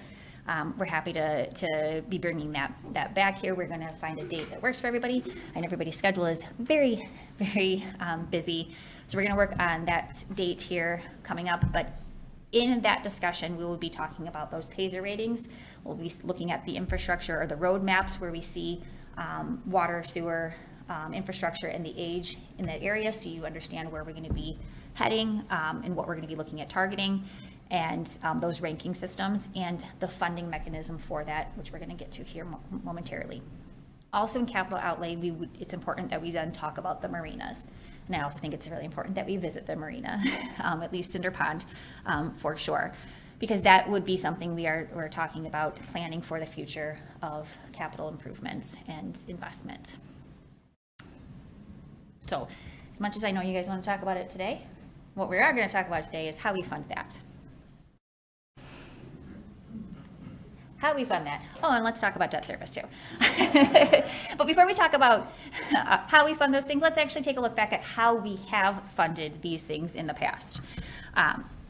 What you did see was you provided a list of the bond issuances from the past and how much money that has been invested over what the past, say decade to two, and that was exceeding $93 million. And before we get to that, I want to just mention the amount that we have outstanding for debt, not including the JCI project, would be around $26 million ending this fiscal year 26. And that was, again, coming from a significant portion of about $65 million. We've previously funded all of these road and capital improvements through debt, which is spreading that out and looking for favorable interest rates in order to spread that out and incrementally be paying for that over the years. And we have gotten from almost $66 million, $65.8 million down to $26 million dollars. Also then included in that is the JCI project, which was a $28 million project, which improved and did some massive improvements in infrastructure and energy efficiency improvements for the total of $28 million. And had we waited on a lot of those improvements, it would have been probably twice as much this past year had we had to wait to do some of those improvements. That is a slow payment process, it feels like. We're at $21.7 million in payment, and that is spread across various funds. But there is a significant portion that is the general government, general fund, that we see the $900,000 debt payment. So that's where we've kind of been. When we look at the debt service payoff timeline, I kept this 25 in there that we just had paid off a significant portion. 26, we're not necessarily paying anything off significant this year. 27 is going to kind of have some, but the big one is 2029 when we see a significant payment reduction or debt retirement there with at least three issuances that we see. And that's a significant portion of general fund cash that would be able to be reinvested or used to pay off debt. This is all investment, right? This is all significant investment in the city. We really took the 2010s as a whole and pumped as much money into city infrastructure as we possibly could. And it's reasonable to roll back on that a little bit and sit back and pay off that debt as the payments accumulate. But each one of these bars represents significant investment into our city. So while we looked at where things are going to be headed and the amount that we have invested and have been paying off, it's important then to say, okay, what is our possibility for coming up this year in fiscal year 27 and beyond? So we are aware that we have a project that we need to be considering bonding for, and that is the Cinder Pond Marina project. We saw major failure in the system or in the infrastructure during this past winter storm, which just highlights the need for that asset, which is beyond its useful life and needs to be reconstructed. And we were fortunate enough to get a significant grant from the DNR for 1.7, and we have a matching requirement of 1.7 as well. So in order to preserve the fund balance for the general fund, instead of loaning that money to Cinder Pond or using that money as a contribution for the match, we would be bonding for that match, which is acceptable, and then using the rates from the marina to be contributing for those bond payments related to this match. We still have, if this is the direction we are going, which is what we are recommending, after we receive, those estimates for payments, we would be needing to make sure that we review the Cinder Pond Marina or the marina funds and those rates to make sure that what they had projected and presented to the City Commission for acceptance when we applied for the grant is enough to cover these. And if they're not, we need to be then having a conversation of revision. But until we get those final numbers, we won't be talking about those rates. You wanted to say something? No? Okay. So because we have Cinder Pond Marina project that needs the matching funds from, and we were recommending bonding for that, we are also looking at our capital improvement listing and those priorities and the infrastructure that needs some reconstruction and significant repair. While we look at that, we don't just look at 1 year of improvements. We're talking about a multi-year strategy. So a larger, perhaps, bond issuance than just what we have seen for SIMP, but a larger bond issuance that covers multiple project phases over a number of years, 2 to 3 years potentially. So you will have a number of those listed, or you have all of those projects listed out with the plan of when they would be funded and using those bond proceeds. So not having 6 projects all in 1 year, but perhaps maybe we have 2 projects spread out throughout those 2 to 3 years. While we look at that, we are also pairing these with what the enterprise or the utility funds are covering, because they do have balances in there that can be contributed to infrastructure improvements. That is built into the rates. That's something very intentional that we have done, and it allows us to do some of those projects and do bigger projects essentially that are the reconstruction and the infrastructure underneath. So in the capital outlay tour and during that meeting, we would be talking about what those projects would be and what we are recommending or listing as priorities, and potentially that strategy for multi-year bonding and what that amount would be. I don't want to toss out an amount just yet because I don't want you guys to get too excited, but it is more than 2 million. It's not 10 million.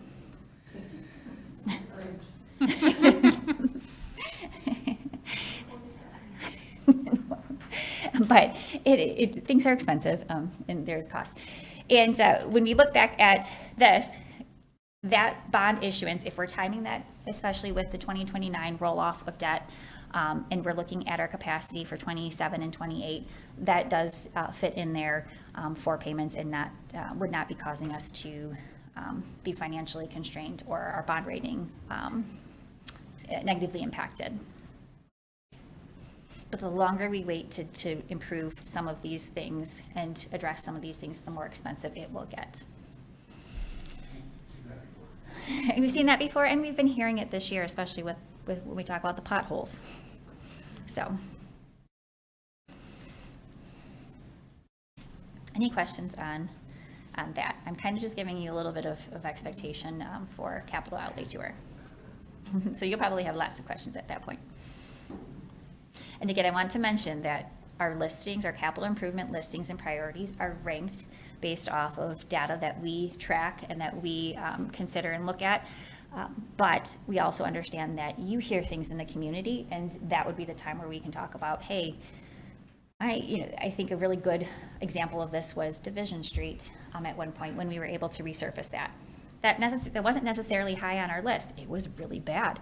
Just because it's really bad doesn't mean it's high on the priority list, because it can't get much worse. or wait, maybe it could.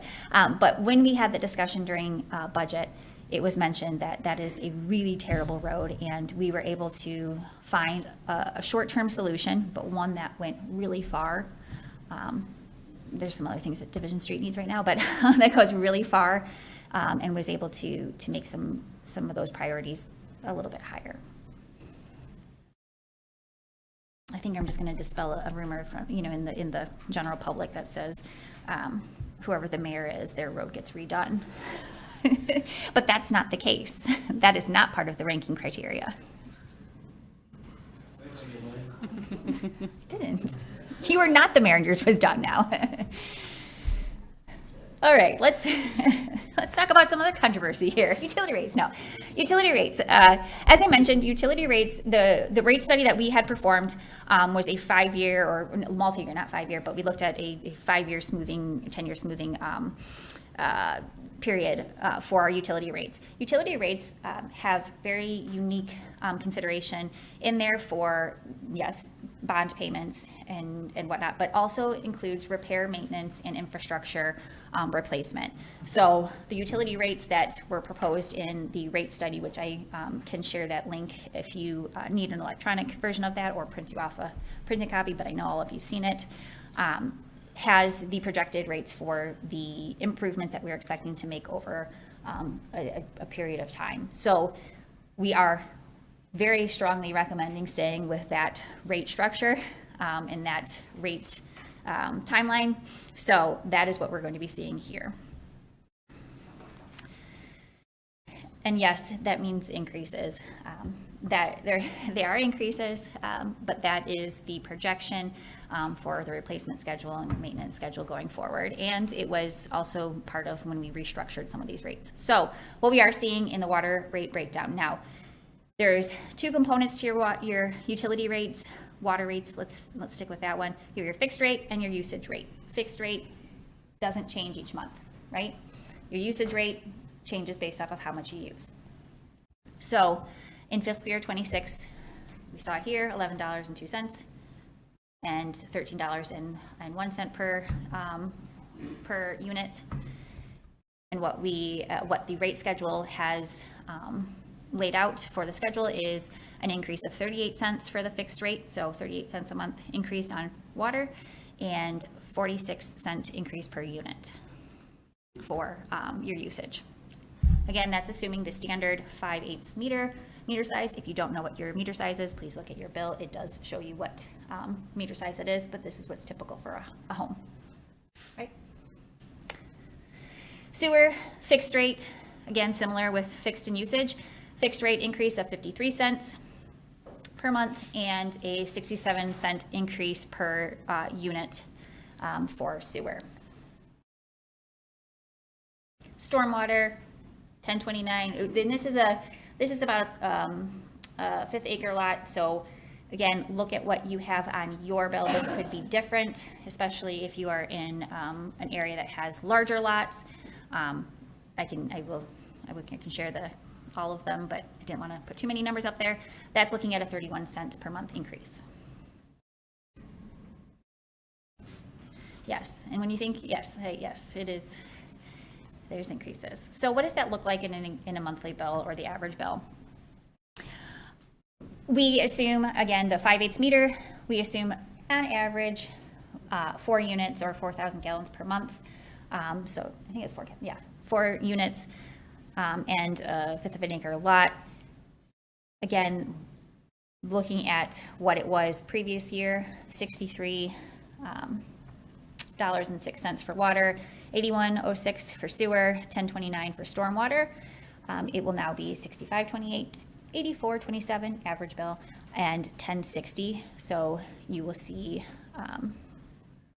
an increase, of what, just over maybe $5-6 there per month. Yes. What's the inflation rate right now? Do you know, Mary, off the top of your head? It's less than 5. I want to say it was like 3.2, 3.6, something like that. Okay, thank you. And then solid waste. So annual increase for water, sewer, and stormwater. Annual estimate increase is is $69 annual increase. So you're basing this off of a 1/5 acre lot? And I'm assuming that's because that's the average size of a lot in the city of Marquette? 1/5. Okay. If you guys want me, I can certainly do that for each of your bills if you'd like. Yes.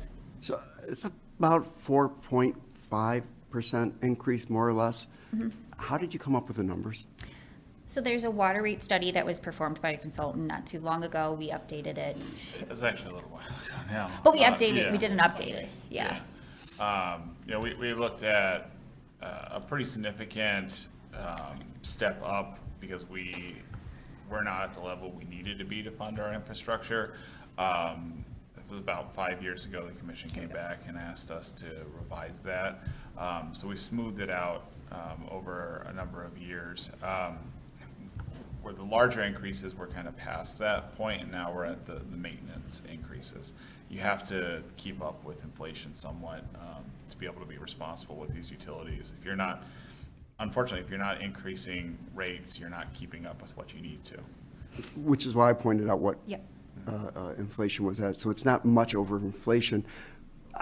Forgive me, when was the last time we had a water increase? It doesn't seem like all that long ago. Every year we've been doing one. So the previous rates that we projected out, we had from 23 to 32, and we had to, because of some of the infrastructure improvements that we were doing, and because I believe that COVID years kind of had some stalling and some cost increases at the same time, we needed to catch up during 23, 24, and 25. Those fiscal years had some larger increases. We were looking more at 7% increases in water from 23, 24, and 25. So 26 is when we're starting to have these smaller 3.5% increases, 4% increases for sewer. So an average, increase looking closer to the 3 to 4% increase, yeah. And if you want, after lunch, I can get the table to kind of review what the plan had proposed and what we've been following for the past few years. Would that be helpful? Okay. But I think it's an important one to note that this plan has projected out smaller increases for the next few years. But we will be talking about probably making sure we review this because things do change. Inflation changes, costs change, needs change. So, and there are some communities that bake in increases into ordinance or to policies, and I don't necessarily recommend blind, 5% flat increases all the time, because then eventually you're going to be too high or too low. So keeping with what we've projected out based off of the assumptions we have, and then reviewing those is our strategy. I think this is kind of another argument for us to really hammer the need for a room assessment of some sort that's going to go into the realm of the general fund or infrastructure-based, whatever designation would be. But, here we sit and just getting pounded each year with increase after increase. I mean, and you've nailed it too, because this is infrastructure, and infrastructure, we build out for infrastructure for the capacities that we see, but we don't, you don't take just the average. You have to be prepared for the highest influx of capacity. So the things in the infrastructure that we are investing in is for high capacity, which isn't always what we see on a slower spring day, perhaps, when we don't have an influx of tourists. So you've nailed it. There's some of that interest for capturing some of that into consideration, which is what we're discussing so timely in our Sustainable Tourism Management Plan. All right, now we're talking utilities, let's talk about the solid waste fee. Last year it was $25. We are looking at an increase of $2.50. But yes, I know. Yes, I understand that. And a portion of that, and a significant portion of that, is our contract with our waste hauler. That is something we've been aware that there's a contractual increase there, but then also there's the cost of providing the services that this fee covers. So if you remember, last year was a big change because we went to the all cart system for recycling and rubbish. So this year's a little bit more consistent, but I'll bump back to here for the total in a minute. But here in this, the solid waste fee covers a lot more than just our curbside waste pickup, which includes not just waste, but recycling as well. That also covers the drop-off site that we run, the leaf pickup, spring and fall leaf and brush pickup, and then the compost site, and then the miscellaneous stuff like the holiday trees or other, garbage can type things that we have to cover. So this year we are really closely monitoring the expenditures in here because there have been significant increases with the tipping fee at the landfill for the past few years, to the tune of 44% increases. So City of Marquette is the largest contributor into that, so we will be seeing the largest impact, and that is something that is a little bit more variable because it's by ton, but it's one that we're watching very closely, and sometimes we have to be anticipating mid-year increases we've seen, and then being accounting for some of their other improvements that they have to do. But I will also say that recently we were successful in keeping that spring and fall leaf brush pickup low for this next year because we were able to avoid a tipping fee on the leaf and brush that we would be dropping off at the landfill, which they were proposing to charge us $20 a ton. And fortunately, they understood that a bulk of that, almost all of the brush that we bring is from our residents. And they understood that and heard that and decided not to proceed with that. That would have equated to another $60,000 to $70,000. And we would be talking about something other than how do we continue with it. But for the advocacy from our representatives on that board and Karen, who's kept a very close eye on that authority, that would have been a reality right now. Thank you for that. One of the things that I think it's important to understand when I get phone calls from constituents is, where do these services really benefit us? Are the leaves in my yard, do I deserve to have them picked up by city staff and not deal with them myself? And then the conversation for me switches quickly to, what if we don't? Mm-hmm. And what happens to our infrastructure if we just let these things go, and ultimately the dollar gets put in a different category of maintenance, right? So I think it's really important for us as commissioners to always make that point to people that are bringing that up.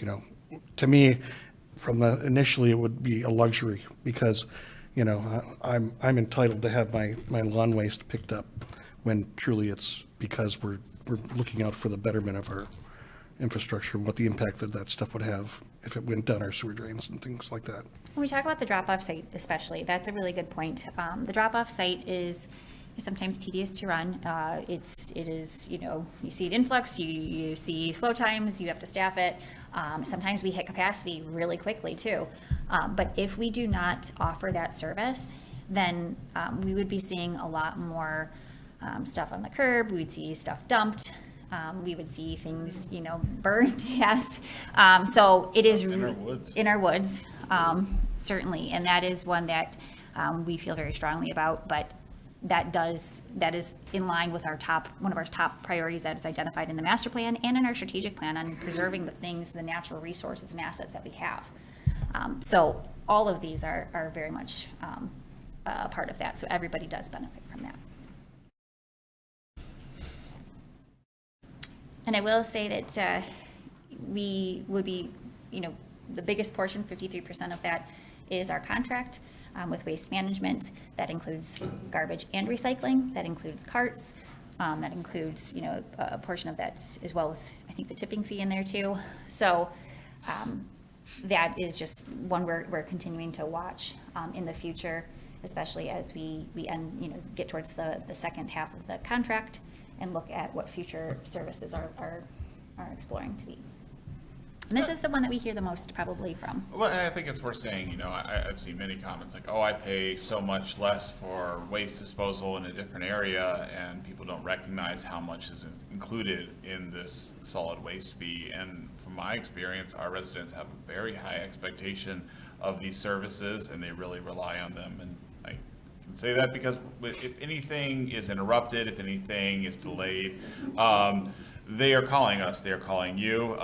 We know how valuable the, you know, leaf and brush pickup is, and then the availability of rubbish and compost drop-off is very high to the residents of the city. And that, it can't be understated that, you know, those take up a decent amount of the cost for this fee, but I do think people are getting, you know, the services that they need and pay for.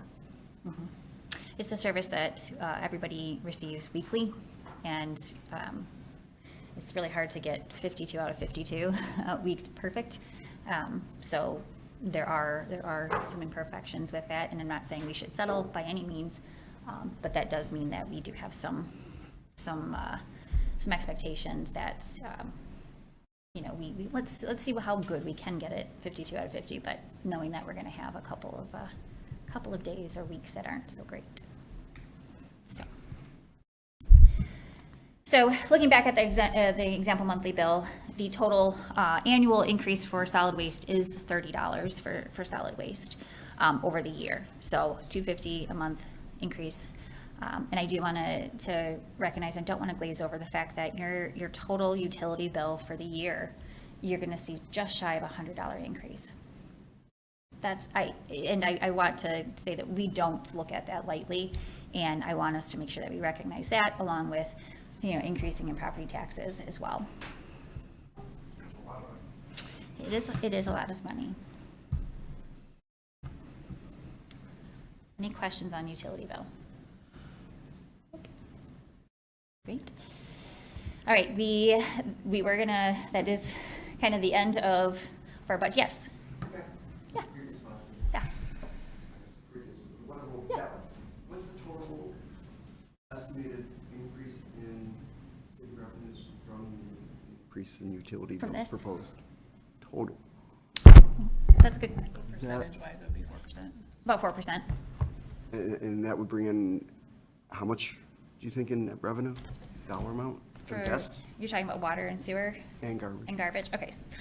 So water, sewer, stormwater are enterprise funds and utility funds. So when we look at revenue and expenditures for those funds, they are a little bit different than how we analyze and look at our general and rubbish fund. So if we want, because it's earlier in here, or, you know, towards the front, is the rubbish fund, which is 227, yes, that is page, pardon me.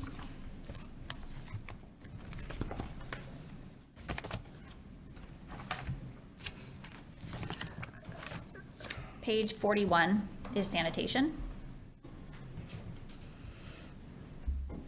And it's a little difficult to compare year to year because we have changed the revenue the structure and the fee structure because we have different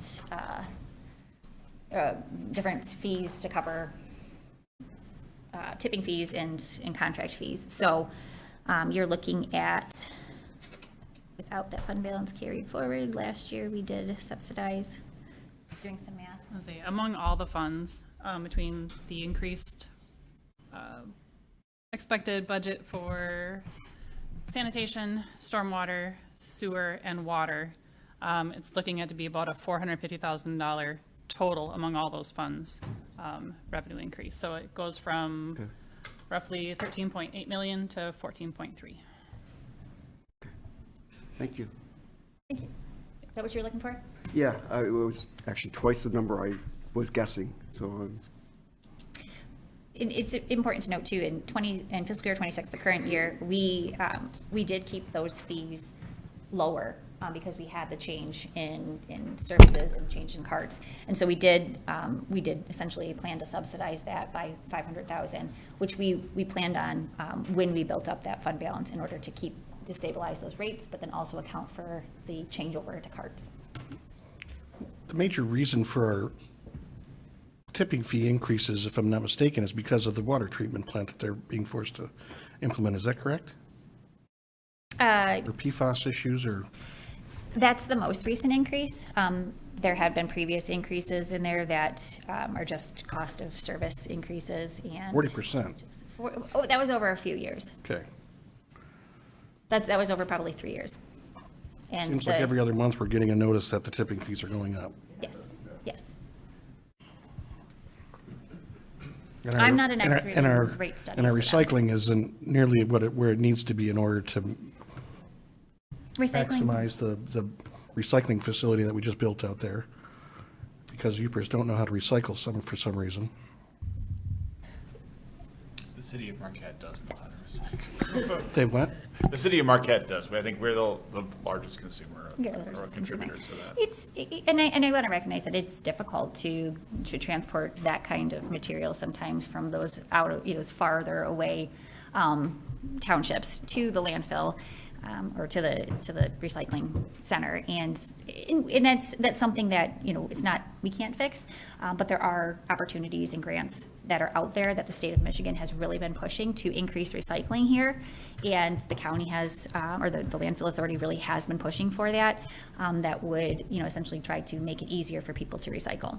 So, I'm thinking out in like the outskirts, the edges of the county.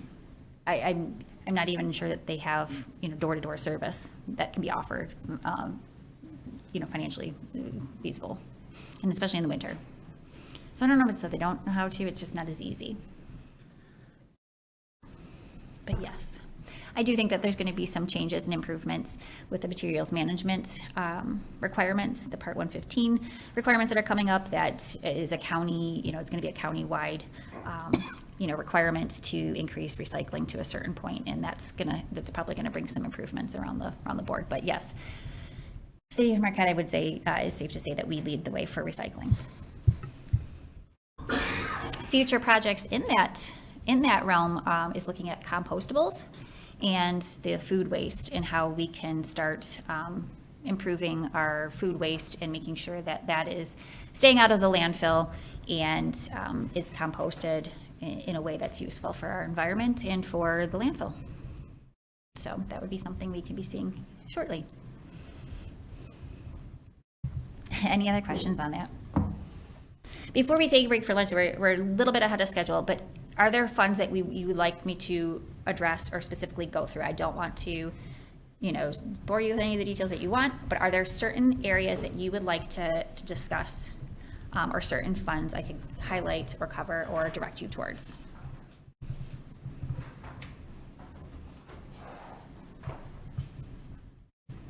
I'm just giving you a moment to look.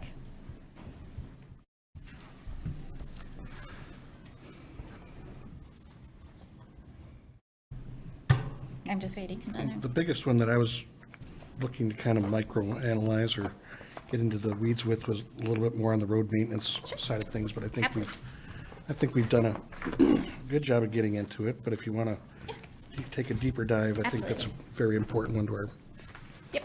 So there are major and local street funds that are pages 32 in your special revenue tab, and then it's that page 32 is your major street fund. Largest revenue source is that Act 51 funds. These ones, or is it the road maintenance fund? Are you talking about road maintenance? Well, I think they're all kind of together. Well, Which we've got ones? that funding Well, agreement. I was thinking, I just want to really kind of hammer home, and I don't think we're there yet, if I'm not mistaken, but what we're going to be doing with our road improvements. Sure, yeah, sure. You're good. Absolutely. So in major and local streets, so funds 202 and 203, starting on page 32. And these, again, major revenue source, or the only, really the sole revenue source on this one is coming from Act 51 funds or state funds. And then the general fund does typically have to contribute or kick funds in there for debt service. And sometimes, especially in our local streets, because we get less revenue from local streets, that is usually coming from the general fund. And that's to cover just, basic things that we're doing or maintenance in there. Just to mention, and I think that this is one point I wish I did have included in there, is we see about I would say probably just a small increase, less of $10 per capita in our Act 51 funds. We're seeing just shy of $10 more than last year. And so there is a small increase in that. And then again, like I said, we're waiting on some of those other things. But it's not a lot. So if you think about it, it's a per capita, $76.31 per capita is what we receive for major streets. Local streets, we receive $25.44 per capita. So about $100 per capita for our roads each year. I think I drive a lot more on those than $100 worth, right? So when we look at total revenues for that, and that is including the general fund contribution for debt, we're looking at about $3.4 million. The general fund contributes about $700,000 for debt. So if you take $700 off of that, you're only looking at about 2.5-ish million in revenue that is meant to go towards maintenance of our streets. In there, in the street funds, so that's revenues for major streets. In the street funds, we do have things like routine preservation, we have the construction, routine maintenance, non-motorized maintenance, winter maintenance, business routes, we do have separate on there as well. So that is basically what our people are doing in order to keep that preservation, that maintenance, and winter maintenance in there. So what you see in 27 in this budget is just the maintenance portion of that. Improvements, we will be talking about in the capital outlay, and that would be more of the construction type. So when we get to that point, maybe it would be, I think it's beneficial to talk about with our PACER ratings and how that whole thing works. What does it mean? Because the recommendations from this year are different from last year for different streets. And that list probably has the majority of those roads still on the list. Yeah. So where does that put those when it comes to the projects that get recommended for this year? Yep. Just for the general public, so that we can Yes. understand, hey, yeah, we know it needs to get done, and it's number 3 on the list, but there's 6 other roads, 10 other roads ahead of you from the last 3 years that we are backlogged. So that's something that I'd like to make sure that we kind of talk about when it comes time for that. Absolutely, that is what we're planning on talking about in further depth with Mick and their engineering department on how we consider that and what that looks like, and you can even compare the maps. We'll have those maps for you, which show the various roads, the conditions, and the infrastructure conditions as well. And those are all taken in consideration when we look at ranking of those projects. And sometimes, I think it's a good point to remember is sometimes the worst road isn't first on the priority list. And the reason for that, which is shocking, is, like I said before, how it's bad. It needs replacement already. It doesn't need more replacement the next year. It just continues to need replacement. Whereas we have roads that right now are getting to be rough, and maybe if we did this routine maintenance or this extra maintenance, even like what we did with patching or I would say resurfacing, we can extend that life by another 2 years for a minimal amount versus having to do a complete reconstruction right now. So sometimes the worst road is not the first on the list. Oftentimes it's not, but we're looking ahead at what's greater and more costly that if it fails. So that will be discussed. Any other funds or questions specifically before we break for lunch and then go into strategic plan? No? You know what, I do, if you don't mind, that one thing I did not incorporate into this was when we talk about equipment, and I really want to make sure we mention that because I do have Dwayne here, and he does a phenomenal job. His crew does a phenomenal job at keeping things going for a lot longer than they probably should, than we ever expected, because they do some pretty miraculous things. But I also wanted to touch on how we fund those. So that is the motor pool fund specifically, where all of our equipment and vehicles are accounted for, and the use and the the maintenance of that is accounted for is in Fund 661, which is it in the Internal Service Revenue Fund. And it is starting on page 88, page number 88. Okay? So, and I apologize, I don't have the total number if we wanted to replace everything today, what that cost would be. Obviously, that's not feasible, but I do like to have that number there. I just don't have that handy right now. But what we're looking for fiscal year 27 is the purchase of equipment, and that includes the purchase of, a plow truck, slide-in sander, and a dump truck, right? Nope. Municipal tractor, plow truck, and slide-in sander, I'm sorry. And that is a total of $725,000 for equipment purchases. Yes, Didn't we just buy a plow truck? we need another one. We've needed two. How is that other plow truck working? That we purchased? The new one? No, the one well, I mean, I feel like we bought one after that one too. Yes. But the so one that we had to refurbish. Would we like to, you feel, can you speak on that, Mike? Yeah. Just from here? He probably. I don't really want to. Bring the mic over. Yeah, if you. Oh, that's right. I forgot. Yes, thank you. But while we're about to touch on that, the revenue that comes into motor pool fund in order to make those purchases and continue to do those improvements for those pieces of equipment come from all the various funds that use them. So in the general fund, you saw rental revenue for the vehicles, and for like when we use the fire trucks, there's contributions in here so that annually that money can be used to stow away to purchase or invest in and then continue to maintain. So when we say something like purchasing a plow truck, it's not coming directly out of the general fund all in one fell swoop. Sometimes it does, but it's coming out of our funds that we put into the motor pool fund, which is how internal service funds work. So Where is that, where is it loaded? Where is it noted that we're buying? Is that 89? 89, Okay, yep. Here it is, got it. Thank you. So, question on purchase of plow trucks last year. Okay, so the used plow truck that we bought, because of the way the winter was and how quickly it started, we were going really well on it. We pretty much had to stop and take care of the stuff that was out running. So right now it is almost finished.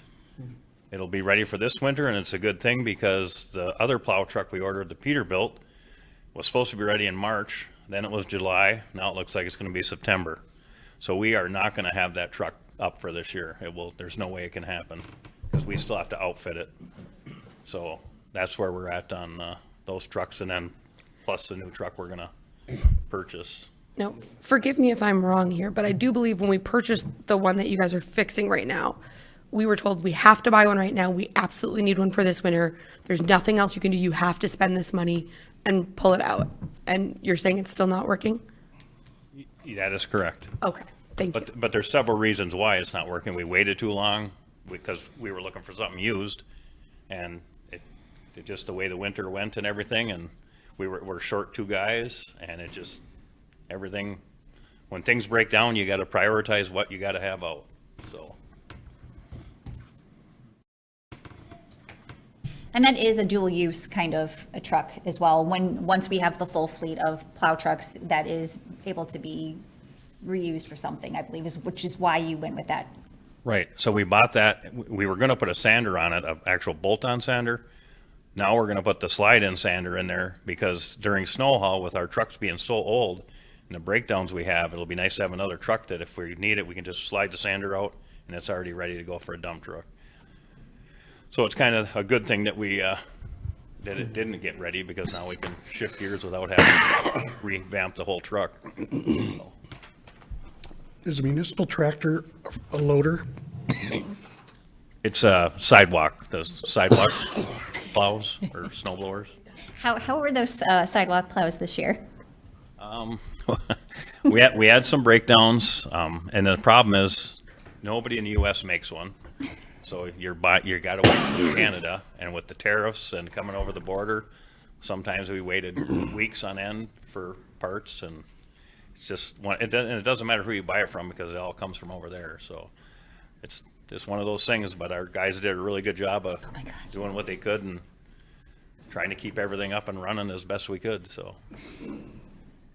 We were very fortunate to have some of the luck, but also mostly the talent that we had in order to get some of these things up and running and working. That was something that, when one went down, it was, okay, how much magic can we perform on this to get working? So you did a great job. Oh, thank you. And being down and short on staff, you did a phenomenal job too, on that. Yeah, that's all the guys. Yep.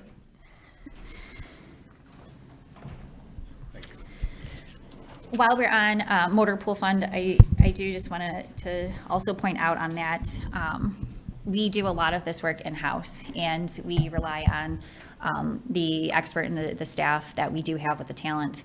And it is hard to find mechanics that can work specifically on the type of equipment that we have. And so it's really amazing to see what they can do. It's one of my, I would say, probably favorite divisions to kind of brag to some that are doing a tour on. I love all of them easily, but equally, but it is one that is so easy to brag, because if we think about the type of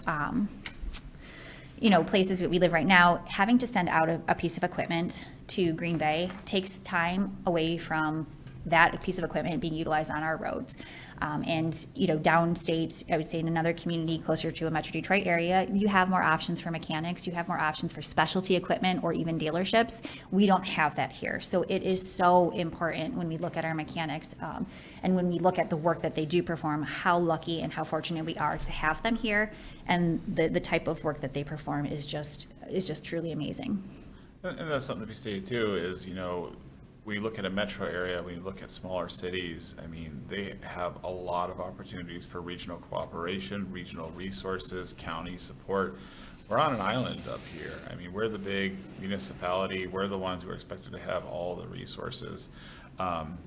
Cities of an equal size in other places might not have the same teams that we have, because they can just take their equipment to a centralized mechanic shop that specializes in that. We got to do it all ourselves, and we have to recruit the right people to do that for. And I'm very grateful for the people we have working in our mechanic shop and the good work that they do. Yes. So that sounds like a good note to end on with that one. Any questions on the motor pool and the fleet and the vehicle, the piece of equipment we're looking at?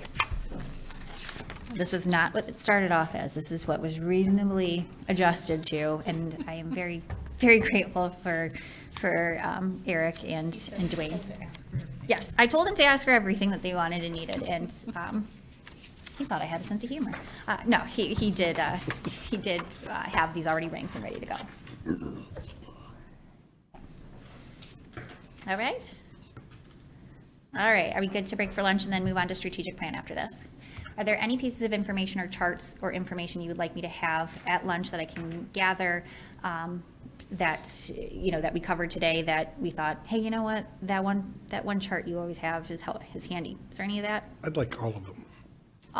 All of this? What?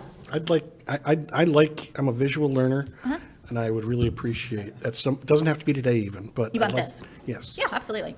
I'd like to have it for, just for reference. Absolutely. We will be sending that out today. Great. Okay, how much time do we need for lunch? What did we have budgeted for lunch? Did we say? I'd say at least an hour. It's 11:30, so do you want 12:30 or would you like what? 1? 12:30 is fine by me. 12:30. Sounds good. So long as your other afternoon session can be Yes. here for it. Yep. Great.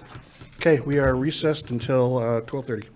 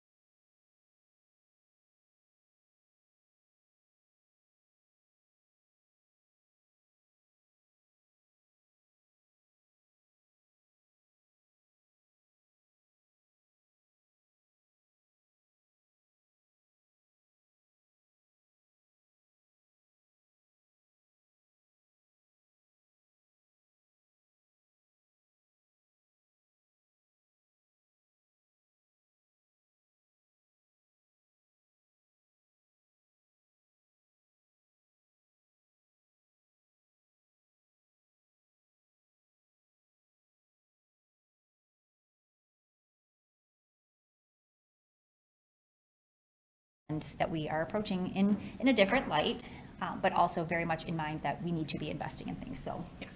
Yeah, as I know for the last probably 5-6 years, bonding has been kind of a very taboo topic with all of you.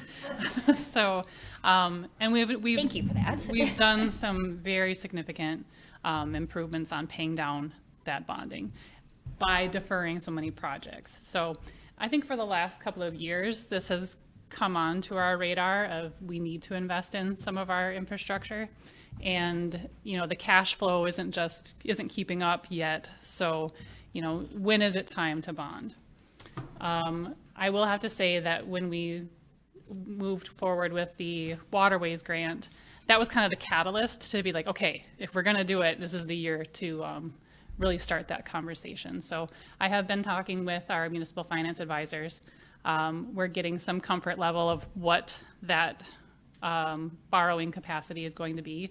They've been very impressed with our ability to pay things down. They say, we're looking really good. So now we're just trying to make sure that we find that sweet spot for how much we can borrow without impacting negatively our bond rating, which is something we also want to make sure that we preserve. And we've come up with a few figures, but the goal is that we kind of want to make sure that our debt service payments stay very flat. So, as Karen was mentioning earlier, you see that we're going to have some significant debt fall off in fiscal year 28. If we can strategically issue in a time where we can make that payment very just as flat, then we're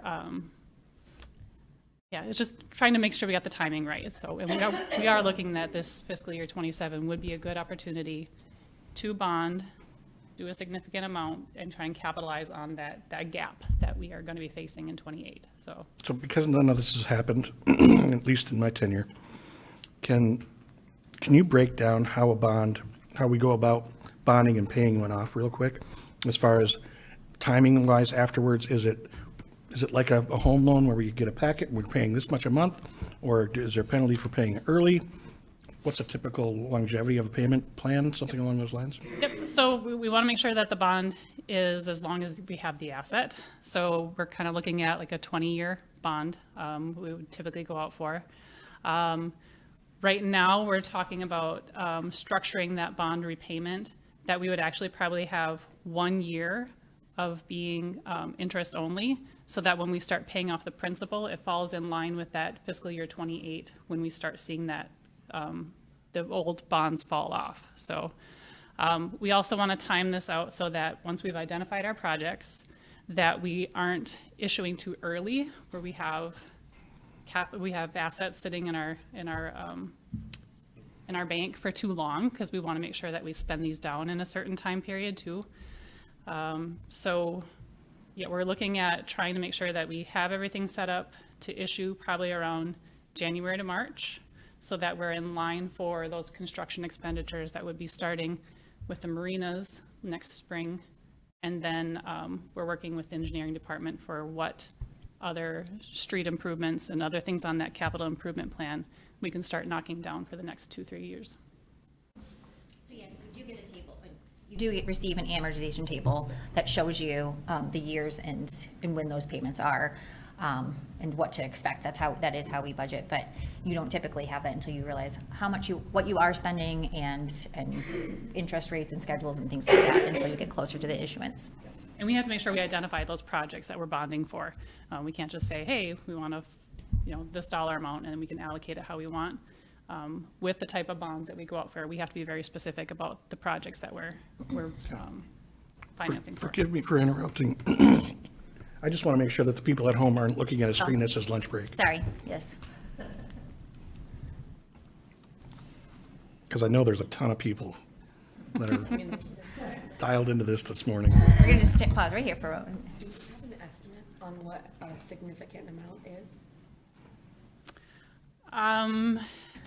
More than 2, less than 10.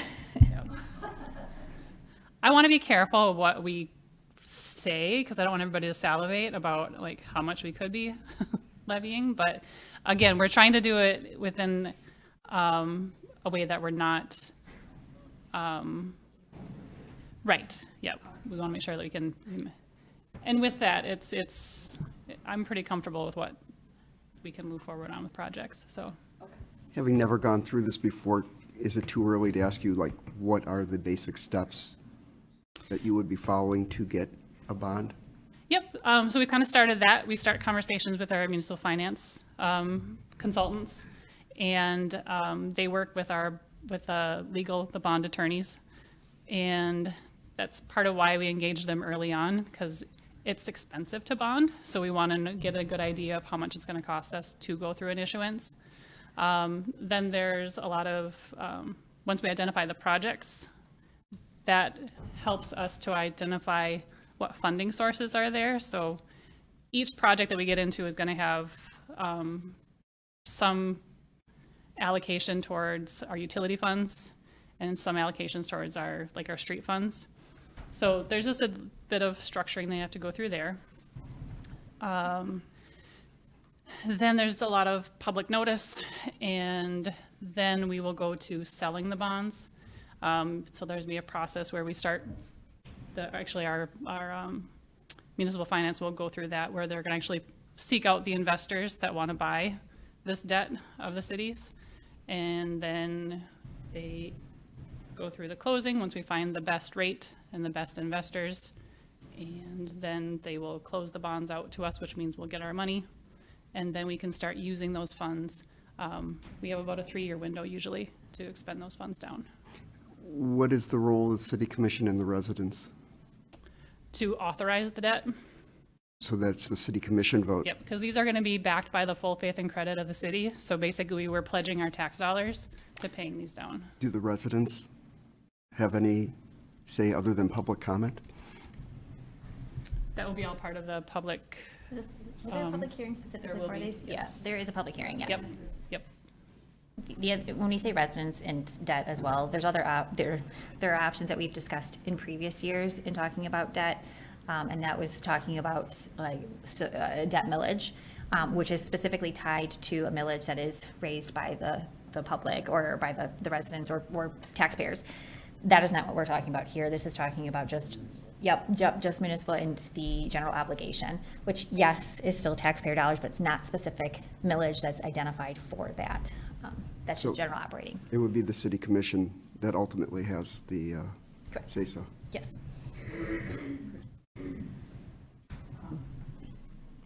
So we have to bond for the project at the marina for the 1.7 match. And you're talking about a 20-year bond. Are we confident that those improvements in the marina will last that 20 years?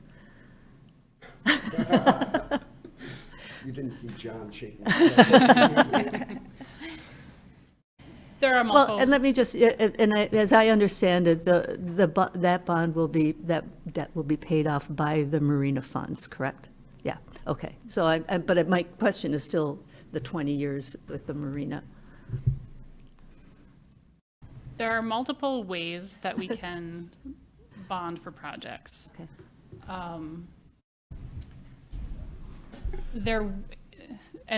But this seems to be the most strategic way by lumping this in with the rest of the projects that we want to do for the city. Mm-hmm. This seems to be the most efficient way to take care of that financing need. It's going to be it will need to be more of an internal discussion that we'll have to make sure that those fees are covering the debt service that we will be allocating to the marinas. Wouldn't it be fair to say that if we were just looking at the marina for bonding, we wouldn't need anywhere near 20 years? It could be different, yes. Yeah. Good questions. Mm-hmm. Good questions. Any other questions on that? And I'm glad that we had a little bit more time to kind of dissect how and why and the process for that. And the conversation will still keep coming up. I know this is new for a lot of you, and it's something we guess I want you all to be comfortable with too. So yes, ask the questions and we'll keep. Won't necessarily be a test at the end here. No. All right, moving on to, yes, go. Question, I guess, why don't we, I mean, what would be the reason that we don't borrow from ourselves, from, general fund and pay that back? Pay that back? It's an option too. That was something that, I mean, that is still an option, yeah, but. It would create a situation where we're limiting the ability to cover operational or unexpected needs in the future. It would strap us thin very quickly. It's ultimately, I think, the goal of everybody to always be able to pay cash for something like that, but there's a long lead time to build up those types of reserves. And it sometimes isn't incredibly popular because residents and taxpayers are seeing you starting to build a fund balance before you're about to spend a project or for a project. But it would be strapping us thin to the point where we would be under our minimum of fund balance. I also think it offers a level of accountability to bond for it, because we're pegging that to those marina fees, and it's very clear that we need enough money collection from those marinas to cover those payments. I've seen boards in the past that have a tendency to kind of forgive the debts that they've issued, to themselves. And even special assessments, it's been a problem where we'll special assess a street for the improvements we're making, and then a couple of years down the line, you have some turnover, and it's decided, well, maybe we just cover that from other funds, and we stop making, those people carry that burden. And I think long-term bonding with this really pegs it to creating a sustainable marina fund and making sure that those rates are covering what needs to be covered to improve the facility. I have a vague understanding of the difference between a millage and going out and getting a bond, but I would like to hear your reasoning for not pursuing a millage and going out to the bond funds. I'm happy. Go ahead. I think Jess wants to answer it too. A millage would be more taxes for everybody. And at that point, you're looking more for almost even an unlimited bond or unlimited millage, bond millage, so that it would be variable every year.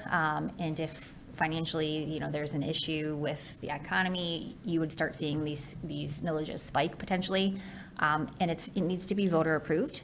And I do not think at this point our community has, our taxpayers have the capacity to pay any more in taxes. And bonding is, getting a loan essentially to cover something. Millage is a property tax increase. And we really try and make the users of these, individual recreational facilities, especially something as niche as the marinas, pay for the facilities they're using versus having the entire city, user base pay for that. I just want to be clear. I knew the answer. Yeah. I wanted you to Oh, say good. it Okay, out good. loud. Thank you.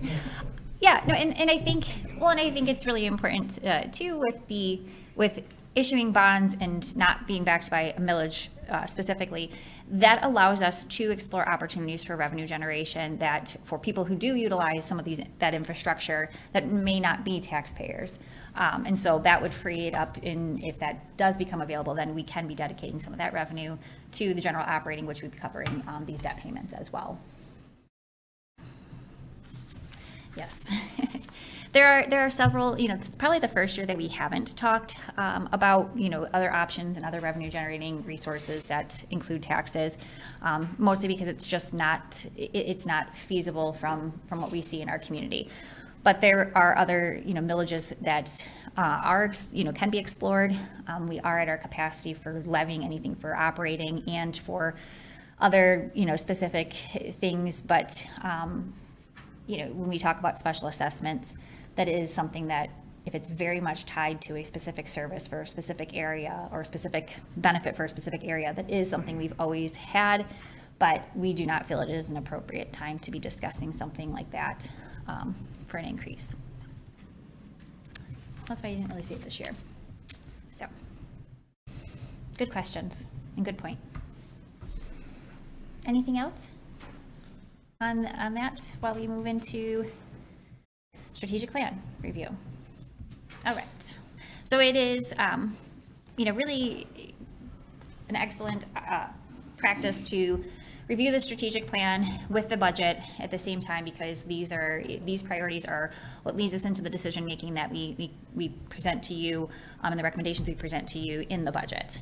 And so if you remember, just not too long ago, we were meeting and discussing and coming up with a strategic plan and approving that in fiscal year 25 leading up to 26. And so here you do see the strategic priorities, and government excellence, I think, is one that we see frequently in strategic plans, but it is something that really allows us to continue to improve and strive to increase, certain things like strengthening our fiscal stewardship, having high-performing collaborative workforces, professional development, and seeing the value in that, improving communications, within the organization. So really looking at the assets that we have in here and being able to provide those excellent services out to our community. Economic development and prosperity, really, I think we kind of all know this definition, but it's really trying to take that, that reputation, identity, and really growth of the city and of the community, and making sure that we can continue to sustain that type of growth. I'm talking about, some tourism stuff here, looking at what other economic opportunities exist, how we can capitalize on that, looking at activating some underutilized areas and parts of our community or town, maybe some of these commercial corridors we see, and really fostering that entrepreneurship and regional collaboration there within our community, whether it's within the city, and then looking at a broader strategy, with the region. So that is where you're probably going to see a lot of those legislative tools and advocacy sections that we'll get into, and looking at even infrastructure in there, because that is an important part of economic development and prosperity, and really tying that into how that keeps us to continue to invest in our community and grow in the right ways. Community engagement, this is something I think all of you are so passionate about. If I'm reading, the room and reading, the things that you do correctly here, but really looking at that transparent form of government and that transparent communication on how we make decisions, how we go about, looking towards the future, and making it something where people feel welcome to come and ask the questions, come and hold, people accountable, but really try to get the community to understand this. And we'll get into that. The top of mind that I think of is really the Citizens Academy and the Police Citizens Academy, and we'll talk about that a little bit here shortly. Health, recreation, and environment.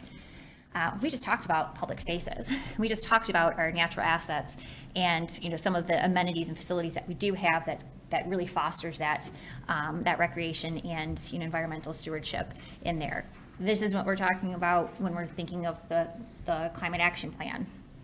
So looking at how we keep our people, our infrastructure, and our place really healthy and happy and able to grow. And we'll talk about some of those goals here. Mobility management. I just had a conversation with the mayor on some mobility improvements here. But this is for everybody. This is talking about, things like prioritizing snow removal in certain areas for children, for school, for students, for people trying to get into town, really enhancing some of that walkability for everybody, or that bikeability, or any type of micromobility, and looking at bike infrastructure. We just saw some really cool things happening on the bike path or on the multi-use path with those line painting. Those are the things we would be talking about in here. And then public safety. Holy moly, like public safety is really an area where that emphasizes and reiterates that trust and transparency and that service. And I think it really goes to say that we have invested a lot in those efforts for public safety, in not only police and fire, but on waterfront safety, and really trying to promote this community to be a place where you feel comfortable, safe, and happy to continue to live and grow. And so, yes, this one might be a little heavy on the police and fire, but it's really talking about a broader public safety component. So with that being said, I wanted to go into just some of the key metrics that we talked about, or that we identified and had adopted into our strategic plan. So we broke them down previously in the metrics. We broke them down If you like, if some of you have computers or laptops, I can have Annie send you a link to the strategic plan document on our website. Or I can possibly get some of those printed for you if you'd like to follow along real quick. And I apologize for not doing that. I thought that was just something you always carry in your backpacks, or whatnot. So, do you want me to shoot out a link real quick? Would you like that? Oh, would you like any type of printed version or perhaps? Okay, perfect, cool. And for anybody who is watching or the public that doesn't have the ability to get the link emailed to them, this can be found on the city's webpage. The easiest way, or at least the quick way that I usually do it, is going into departments, going into community development, planning, and then there will be a link for the strategic plan. It is one of the top box to the right. And then you can follow along if you'd like. I do have points on here, but sometimes it's nice to refer back to the details. So we did categorize them by some goals or things that we would identify that could be and we would strive to have done by 2026, in 2026, by 2027, in 2027, and so on, through 2028. But then we also have some kind of continuous ones as well. These were, some rough targets, trying to judge what our current workload and priorities were, but then also knowing that things happen in the middle of the year, right? And other priorities that kind of come up throughout the year, other specific issues or projects kind of sometimes take precedence and zip in there a little bit before, which sometimes we can't get some of these things done timely, but looking to get these done by the end of the strategic plan still. So some of the things we identified by 2026, we have some of these that we've really started and done significant work on, and some of these we've kind of started dabbling in, but really haven't taken a hard start on that. So that first one you see, which is establish the questions, guidelines for staff to supervisor reviews. That part is part of government excellence. That was really looking to kind of have this regular opportunity for staff and supervisors to have an open conversation and ensure there is some open communication and constructive feedback both ways. So, really having that ability to talk things out and find out how we can best be serving our employees and other people of the organization.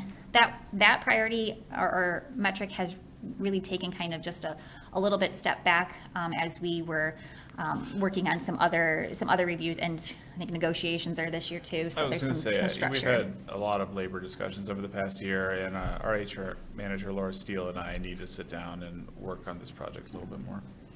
Instead of winging it and just trying to see what would happen, we really like to do things a little bit more structured on this to make sure that it is effective. But it is something we still look to strive for in this strategic plan timeframe. We did start working on the updated economic development plan that is part of actually our RC certification. This one is an important one that I think will need some real serious attention to in the near future, to really kind of revamp that as we start seeing the finalization of the Innovate Marquette initiatives and what that next phase for them looks like. But then also housing really has been a big part of economic development lately, especially at the state level.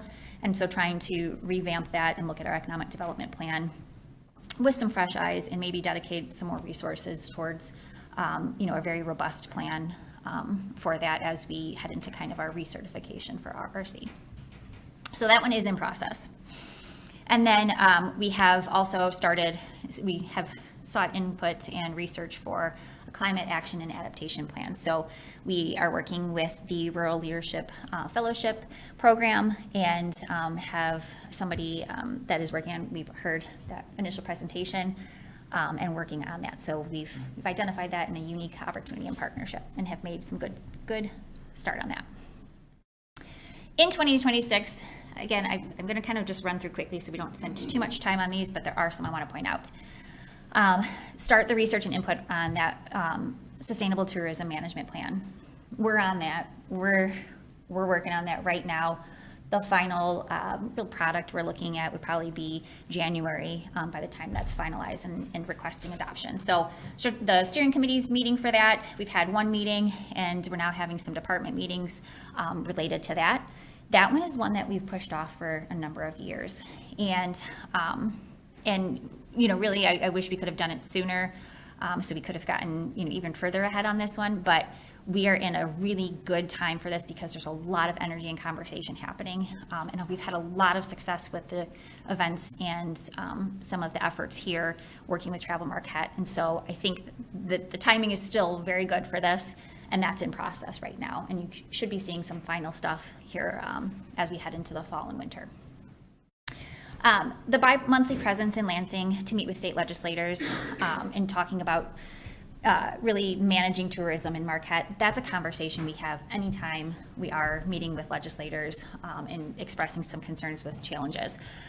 So I do believe that we would call that one in process. A bi-monthly presence, we would love to have more meetings and more discussions with our legislators, but we're really in a interesting time for elections right now, so meeting with them, their time is very limited, especially in the district here. It is hard to be here and in Lansing at the same time in a week. So we recognize that, but we do have some open communication, whether it's at a department level or whether it's with our legislators directly. And Karen is a part of the Marquette County Ambassadors, which is a very active group and has been recognized, you know, down in Lansing for the advocacy they have for this region. And you do go down at least twice a year for that. Yep, that is there's a lot of prep in that as well, leading up to it. We look at city priorities. I do advocate and represent the city priorities, but then we look as a region for Marquette, and then partnering with Baraga and Dickinson County as well on some of these things that we can collaborate on. So that one is one we will continue to work on, but shifting that focus more towards tourism, we're really going to start seeing that after we get that sustainable tourism plan completed. One that's, I would say not as exciting, but I'm really proud of is the early compliance with the ADA website guidelines. We may have been kind of thrust into that a little bit sooner with some of our website changes, but that is one that I think Annie has had a significant role in, and I'm just gonna kind of glance over at her if she has anything to say on that, or just, yeah. Well, This is something all municipalities will have to do. I'll say, yeah, this is a requirement that for us, the deadline was supposed to be next April. It's been extended out a year. For larger governmental organizations, it was supposed to be last April and was extended out a year. That I see a lot of municipalities haven't even started working on or addressing. Or no. You know, I think the old website was good. I built it, so I had a soft spot great. for it. But I think the new website is much better. It's cleaner, and it really focuses on adhering to ADA website guidelines that we're all going to have to come in compliance to. And I think it's easier for residents to find the information they need. You know, we were hoping it'd be a quicker project and stretched out into a year for launch, but so far it's been a very successful launch in my opinion. And I'm looking forward to working with Annie and continuing to improve it. Mm-hmm. That comes with change, so things are going to look different as well, and things are going to seem different, especially as we look at anything that we post on our social media page.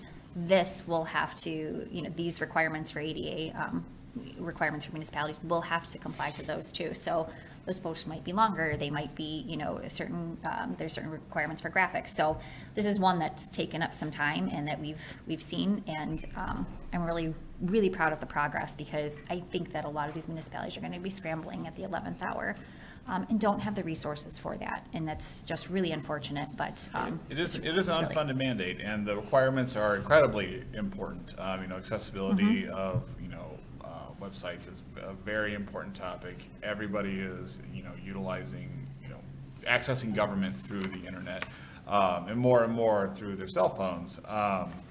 I would say a lot of people exclusively through their phones, and everyone needs to be compliant with these. It's hard to be forced into that, especially with the cost of web development. But I will say doing it in-house, even if it was a little arduous, saves the city at least $20,000 to $30,000 a year. So.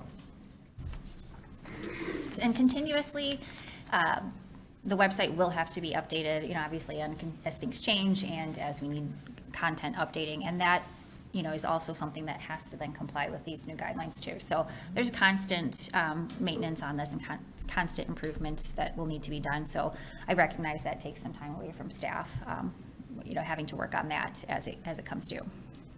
But this is really important for that community engagement piece, so that everybody has the ability to feel informed and communicate with us in any way that is accessible for them.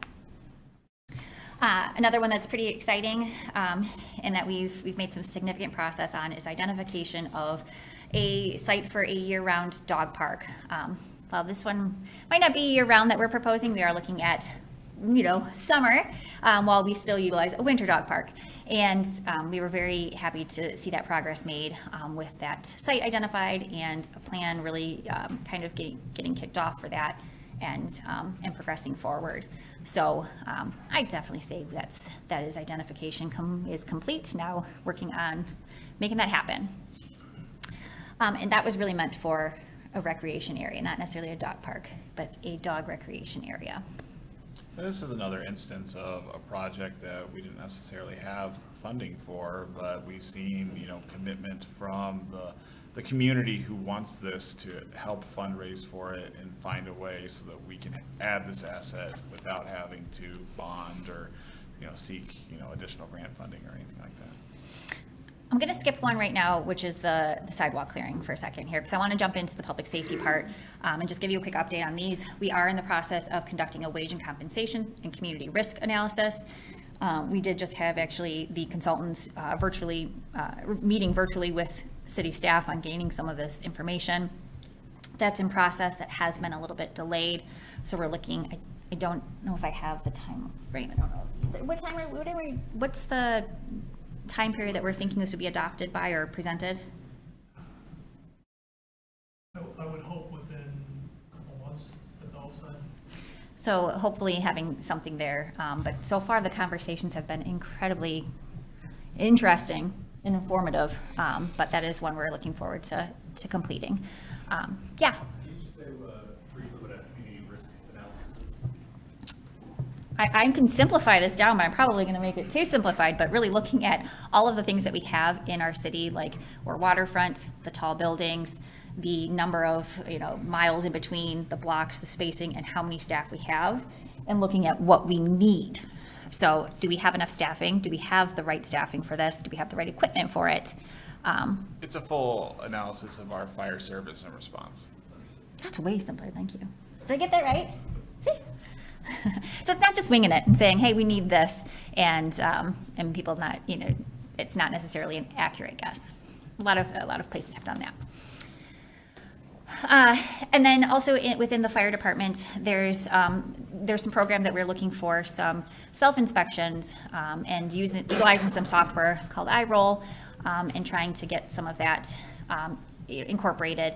That is delayed due to some software issues with the vendor. We're still working through a few of those things before we roll that out, but that's been delayed.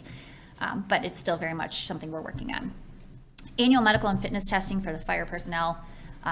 That one is also one in process, but delayed just due to the complexities of the topic for that. So when we're talking about staffing and some of these I don't want to say requirements, but medical testing and things, we want to make sure that we're implementing that program in a way that makes sense for our employees and isn't a burden or anything that could be construed as some sort of negative or burden. And so we're working on some of that, and even the state level of the fire unions have really been taking a look at this too and trying to secure some funding to help with that. So I think there's positive progress with that, but it's just not fully implemented here, and we're still discussing that.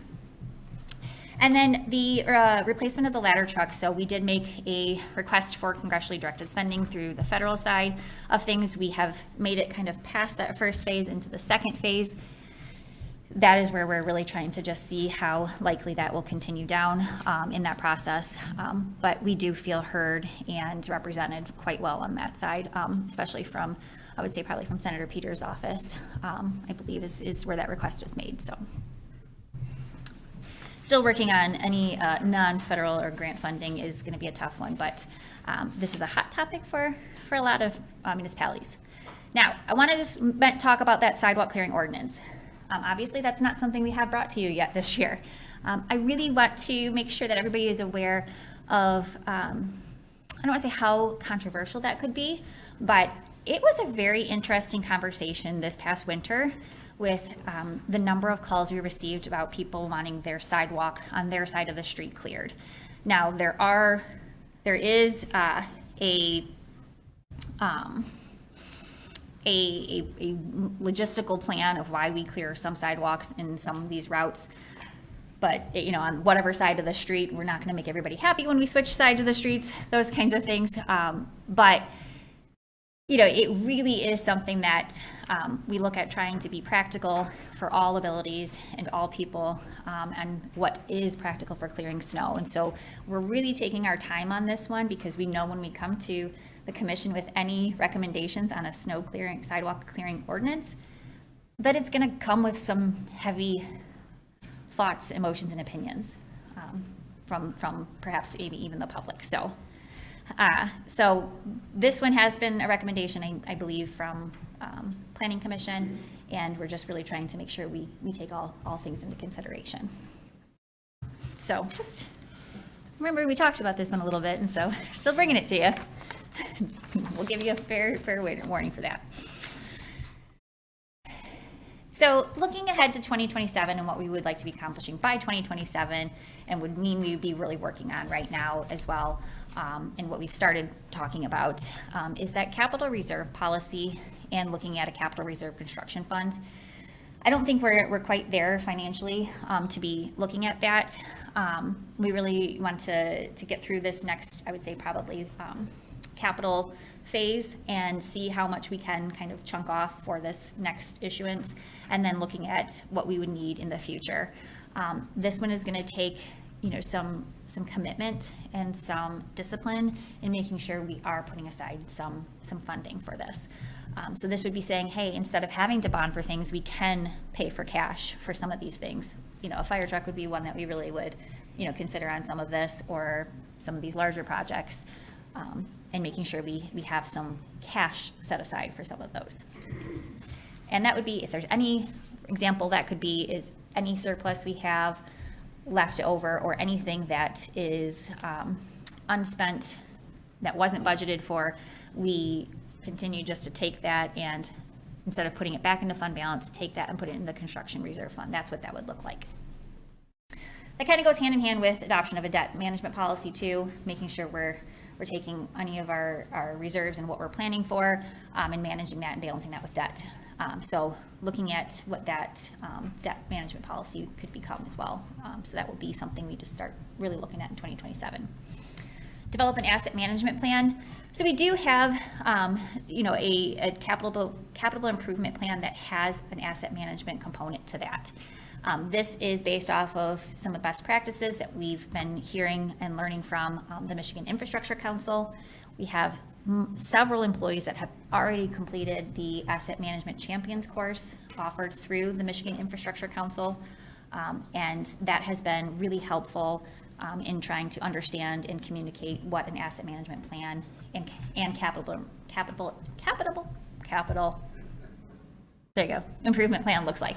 Wow. It means I'm rambling, isn't it? So looking at more of a robust asset management plan that you all could be a part of as well is going to be an important component to that. Barriga Avenue Place plan is one that we're really looking and working with the DDA on.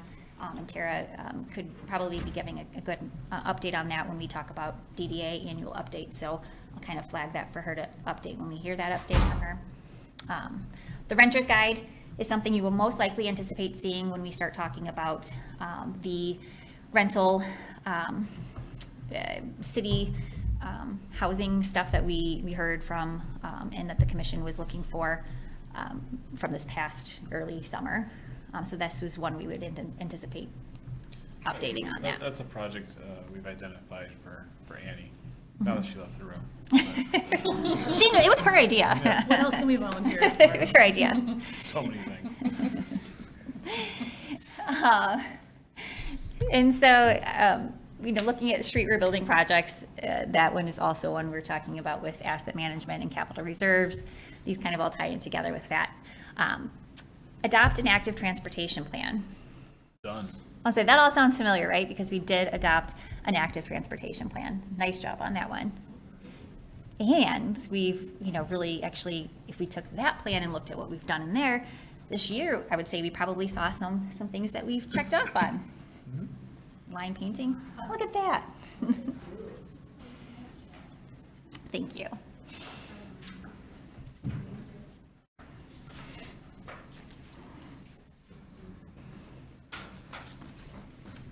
Perfect. So these, if you are wanting to follow along with individual, this is in the back.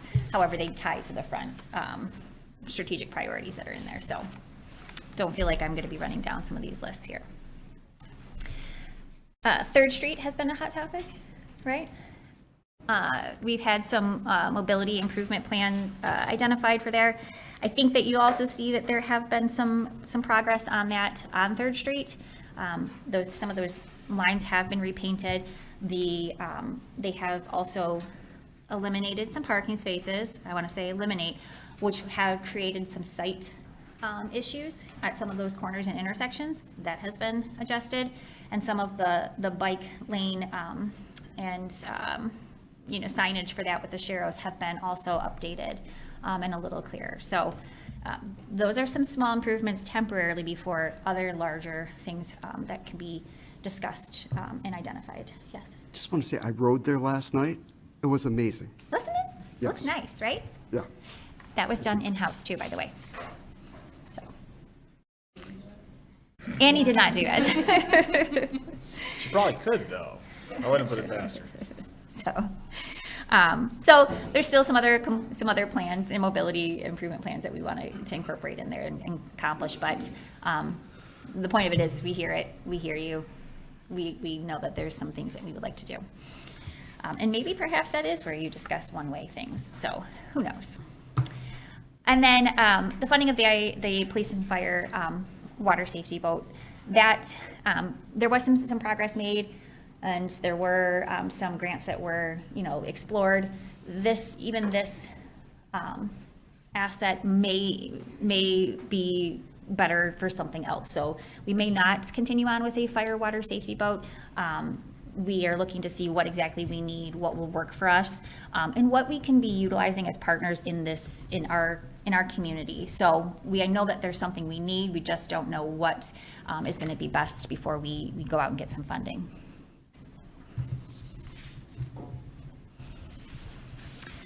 So in 2027, we're looking at some online fee payment options.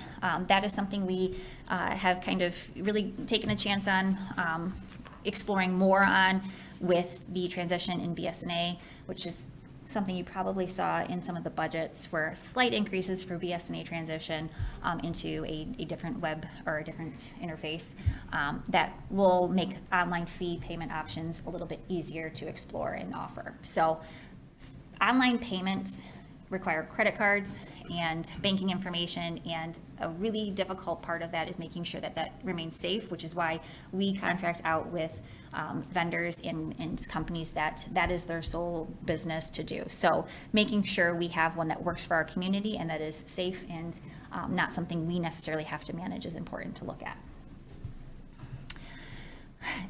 We're looking at a plan for a future senior center facility. That is something that Mo and her team are really trying to understand the full need and the full possibility, which is why we know that there's a plan for a future senior center, and that is a big portion of our downstairs area. There's a gym, they have some space that the senior center does utilize, and if that's going to be changing in a near term or within 5 to 7 years, before we make an investment of $500,000 or more for a new roof in the building, let's make sure that we are fully understanding what we want to use this building for in the future. So this one kind of helps ties into a few other options and considerations for projects. That one is going to be a fun one to really consider because we know geographically we need to be where our population is, and there are some discussions on if that is moving, where is that moving, and what does that look like? But I will say that we're really gonna explore that, and that's why a plan and actually something that incorporates that into the needs and the location is important. In 2027, we're looking to adopt that climate action and adaptation plan. That's currently being worked on right now. We're looking to bring that for adoption in fiscal year 2027. Really excited about that. I think we should be very proud of how much progress we have made on that. I think we're going to be pleasantly surprised on the things that we have done. And if you've visited the recent, open house that was just a couple of months ago, there's a lot of things that I didn't know we already did or that our community does that we would be identifying in our climate action plan. So That open house was really well done. We really liked the format of it. yeah, I love that. So hopefully you're going to see something similar too. And then looking at a public safety facility plan and what that looks like. So we know that we have fire stations that are fire halls that need some improvements. We have a police department that has done the best that they can in the space that they have. But as needs continue to grow, we recognize that there's some opportunity there and some need to replace that. And what that looks like for partnerships. Are there opportunities that we can explore for partnerships and have some cross collaboration on? And then continuing on just with some things that we have done and we continue to do. So reducing the turnover rate for employees within each department, maintaining and keeping that talent here is really what we would like to do, and have that historic knowledge or the institutional knowledge that really builds up with the services we provide.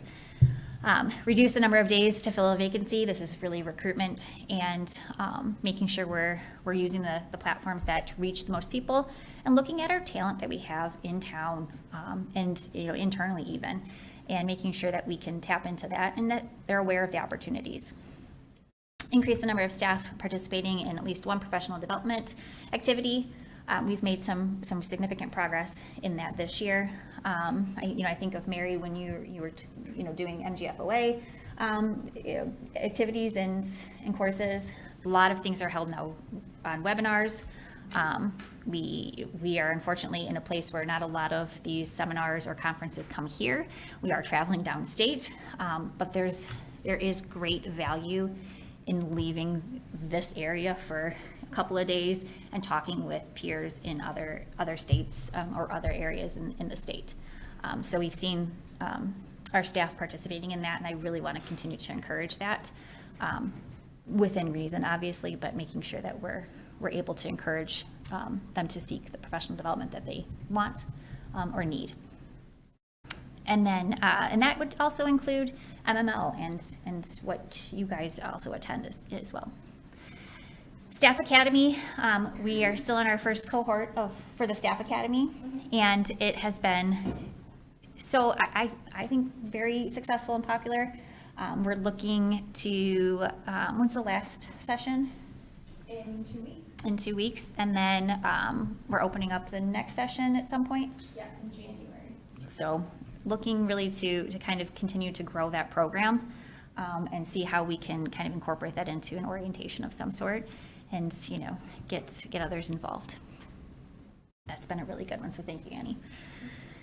And then internal promotions or lateral moves across departments, really looking, to build that leadership within, and then keeping them within the organization too is really important. I said institutional knowledge and growing that from, one area to another, or from one department to another, or even internal promotion. That's really a huge benefit. Recognizing the talent we have and, investing in them. And then, providing opportunities for people to do more with their positions and take it to a next level. Continue to have that engagement with our state and federal officials. Yes, we go down to Lansing, with the Marquette County ambassadors, but we have a lot of state and federal officials that are coming to Marquette lately, including, just this week, we had some meetings with MEDC leadership and making sure we're prepared for those and advocating for the things that are happening right now, and making sure they know Marquette is a place not to forget, and our area needs some attention and some support too, and thanking them for the support that they provide. because they have been very, very helpful. And we know there's going to be at least some defined turnover in some of those positions and preparing to, build relationships with whoever is elected into those offices, I think is something on Karen Mine's mind as well. Strategy changes, especially in the interests that change, especially as even just administration, changes. That is one that we do have a lot of need to kind of look at what their interests are and understand how we can connect with them versus making it a them versus us. And that kind of goes with the same one that we've talked about previously with tourism. We did talk about some grants and looking at identifying grants on a quarterly basis. We're really trying to be careful when we consider grants and we look at grants. We talked about no grant is free. And so making sure that we have the capability to provide that match, that support, and that maintenance afterwards is something we need to be incorporating into kind of an analysis of that. So yes, we look at grants that are available, but we are also really trying to manage that burden. Now, when we talk about community stakeholders, we look at how we support a lot of our downtown businesses, our small businesses, and also, some of those larger opportunities for economic development, and making sure that we're all working together on this and not all advocating and fighting for the same piece of pie. And then some of these increasing the MEDC supported small business developments and projects. The DDA is managing that quite well, and I think Tara talks about that in her annual report as well, or annual presentation. So still moving through these, we talked about wanting to increase underutilized corridors. We're talking, we've been looking at South Marquette and what that's transforming into. We just saw some buildings, that were sold and redone and opened in different uses. Very interesting, possibilities there. And how can we kind of, open that up and revitalize that? Same thing with Baraga and 3rd Street and with the old hospital development. So really trying to see how we can get all of these, really robust areas working together and working and start Just be being revamped. activated. Yeah, activated. That's the word I was looking for. Thank you. Developer business owner guide. We do have some of these guides that are available, but looking at revamping that and making sure that we have things that we can provide to developers that say, here's how you get this done, and here's the best way to do it. Here's who you contact. Here's where you start. Here's everything laid out and where you find more information. So we are well on our way with that, but really kind of trying to utilize our resources for that and to fine tune that and get that more revamped. Oh, social media. This does not mean the comment section, by the way. So increased social media post engagement by 25%. We do not have necessarily somebody who is a dedicated social media person or communications person. Yeah, we do utilize. We do have an Annie. We do have an Annie, and Annie does many things. And so when we talk about really trying to target this increased engagement, she is really looking at a lot of things that we're doing and saying, hey, maybe we should put a post out there. Hey, maybe we should get some information out there, and making it something that's understandable. Now with the increased, requirements too, we have to make sure that it is done the appropriate way. So, have we really been seeing the increase in social media engagement? Yes. Yeah, no, Not I by comments. will say we have, looking at our metrics, our audience continues to go up, our interaction, our views continue to go up. Annie has worked on our Instagram page quite a bit to try and reach, people in other avenues. I teach at Northern, and every semester, I ask my undergrads, like, how do you want us to talk to you? I think you have a duty as, a resident of somewhere to seek your government out and pay attention to what they're doing, but how do you want us to talk to you? And I mean, Facebook is a smaller and smaller user share, especially as that platform kind of gets more anonymous and kind of degrades. But younger people are on Instagram. Younger people want direct communication. They want in-person events. And just with social media, I have seen a definite increase in our engagement. It's well done. Yeah, very well done. But that also means that there's some opportunity for you as elected officials to be sharing some of that information out. And because you have a following as well. But sharing some of that information out when it's important to you, especially. Some of those things I'm thinking about are when there's, some of the phone lines are down or something, and we're like, hey, phone lines are down, and you're getting a ton of residents calling you saying, I can't get a hold of finance to do this, and being able to share some of that out. Share. And when to share and when to comment is important. We would like to really, increase those followers as well. We do have a lot of people that visit the site or see our posts or our information, but don't necessarily follow. And that means we're missing an opportunity to connect with somebody. So trying to find ways to increase those social media followers so that it's more of a consistent and increased feed and views is going to help. But we've done a really good job at that. I don't know how you've done that, but you've made some miracles on that and increasing that. So we have made progress. She knows how to talk to everybody, right? Increase attendance at community office hours. These, when we have hot topics, these are a really good opportunity for people to come in and visit and have conversation. I do have a regular following that attends just to say hi, just to touch base. They write it down on a note card and come in with like 5 different, small things or large things.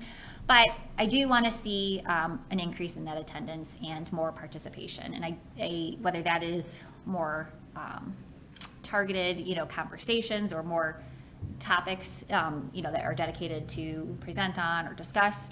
I think the venue's great at the library. During the hours are great. We've dabbled in after hours as well at a coffee shop. It's kind of we're never going to be able to get to everybody. But in lieu of that, I do try to get out in the community a lot more to be able to just interact throughout the week. See me at a coffee shop or, come in, stop in, or call. So if we haven't increased attendance in office hours, we've at least really tried to make sure that we're open and available to the public. The one thing I really love about office hours is even if, the attendance ebbs and flows, Doug Garrison is always there. And he's looking for stories, of course, but he also is engaging in conversation with us and trying to pick up on what the city is going on. So just having basically a standing meeting with word on the street has actually been quite nice. We do, yeah. And he has his list that he asks questions on, but they tend to lead to more conversations about other topics and brainstorming. And it actually is kind of fun to see where it ends up. And he really listens to people that come too and, asks us follow-up questions and gets stories out to the community that are more organically than we'd be able to through a PSA. Agreed. His commentary is quite entertaining as well. After that, we do have established and have regular attendance at events in the community. We have been doing quite a few of those. I think lately we've had HR attending some of the career fairs, job fairs, or Fall Fest over at even the university, and really trying to get interacting with everybody. And especially the university when we have students that are coming in for the first time or, aren't as confident in reaching out to City Hall and they still want to have their mom or dad call City Hall for things, but really trying to get out to them and see, what their needs are, hear them out, and just show up that we're a welcome place in the community. And same thing with other entities and taxing entity events. And I would say, our mayors, Mayor Schlegel, Mayor Hanley, Mayor Davis, you guys really commit to showing up to ribbon cuttings, to showing up to events, and I think it's very noticed when you're in the picture, when you're holding the ribbon, when you're at those events, and I really encourage, commissioners to keep up that attendance because I think people really recognize it. It's been great. It's really been great. And I think Paul, or Mayor Schlegel, you've done one where you've even just drove by, and same thing with you, and you as well. You're always just everywhere. But stopping by at a project, I think like the Habitat for Humanity project was a huge one where you just popped in, you were driving by and saw, and that went really far for them. So, and then getting your hands dirty and rebuilding some stuff is always a fun one. So I enjoyed the Habitat ribbon cutting because you've never seen Mayor Schlegel so excited as when they start talking about insulating foam.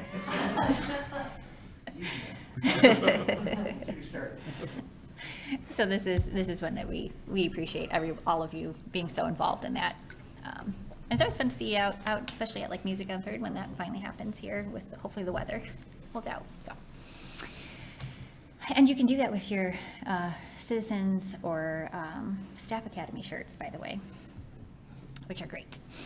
And then speaking of Citizens Academy and Staff Academy, we do want to have full attendance and applications to the annual Citizens Academy, which we're working on.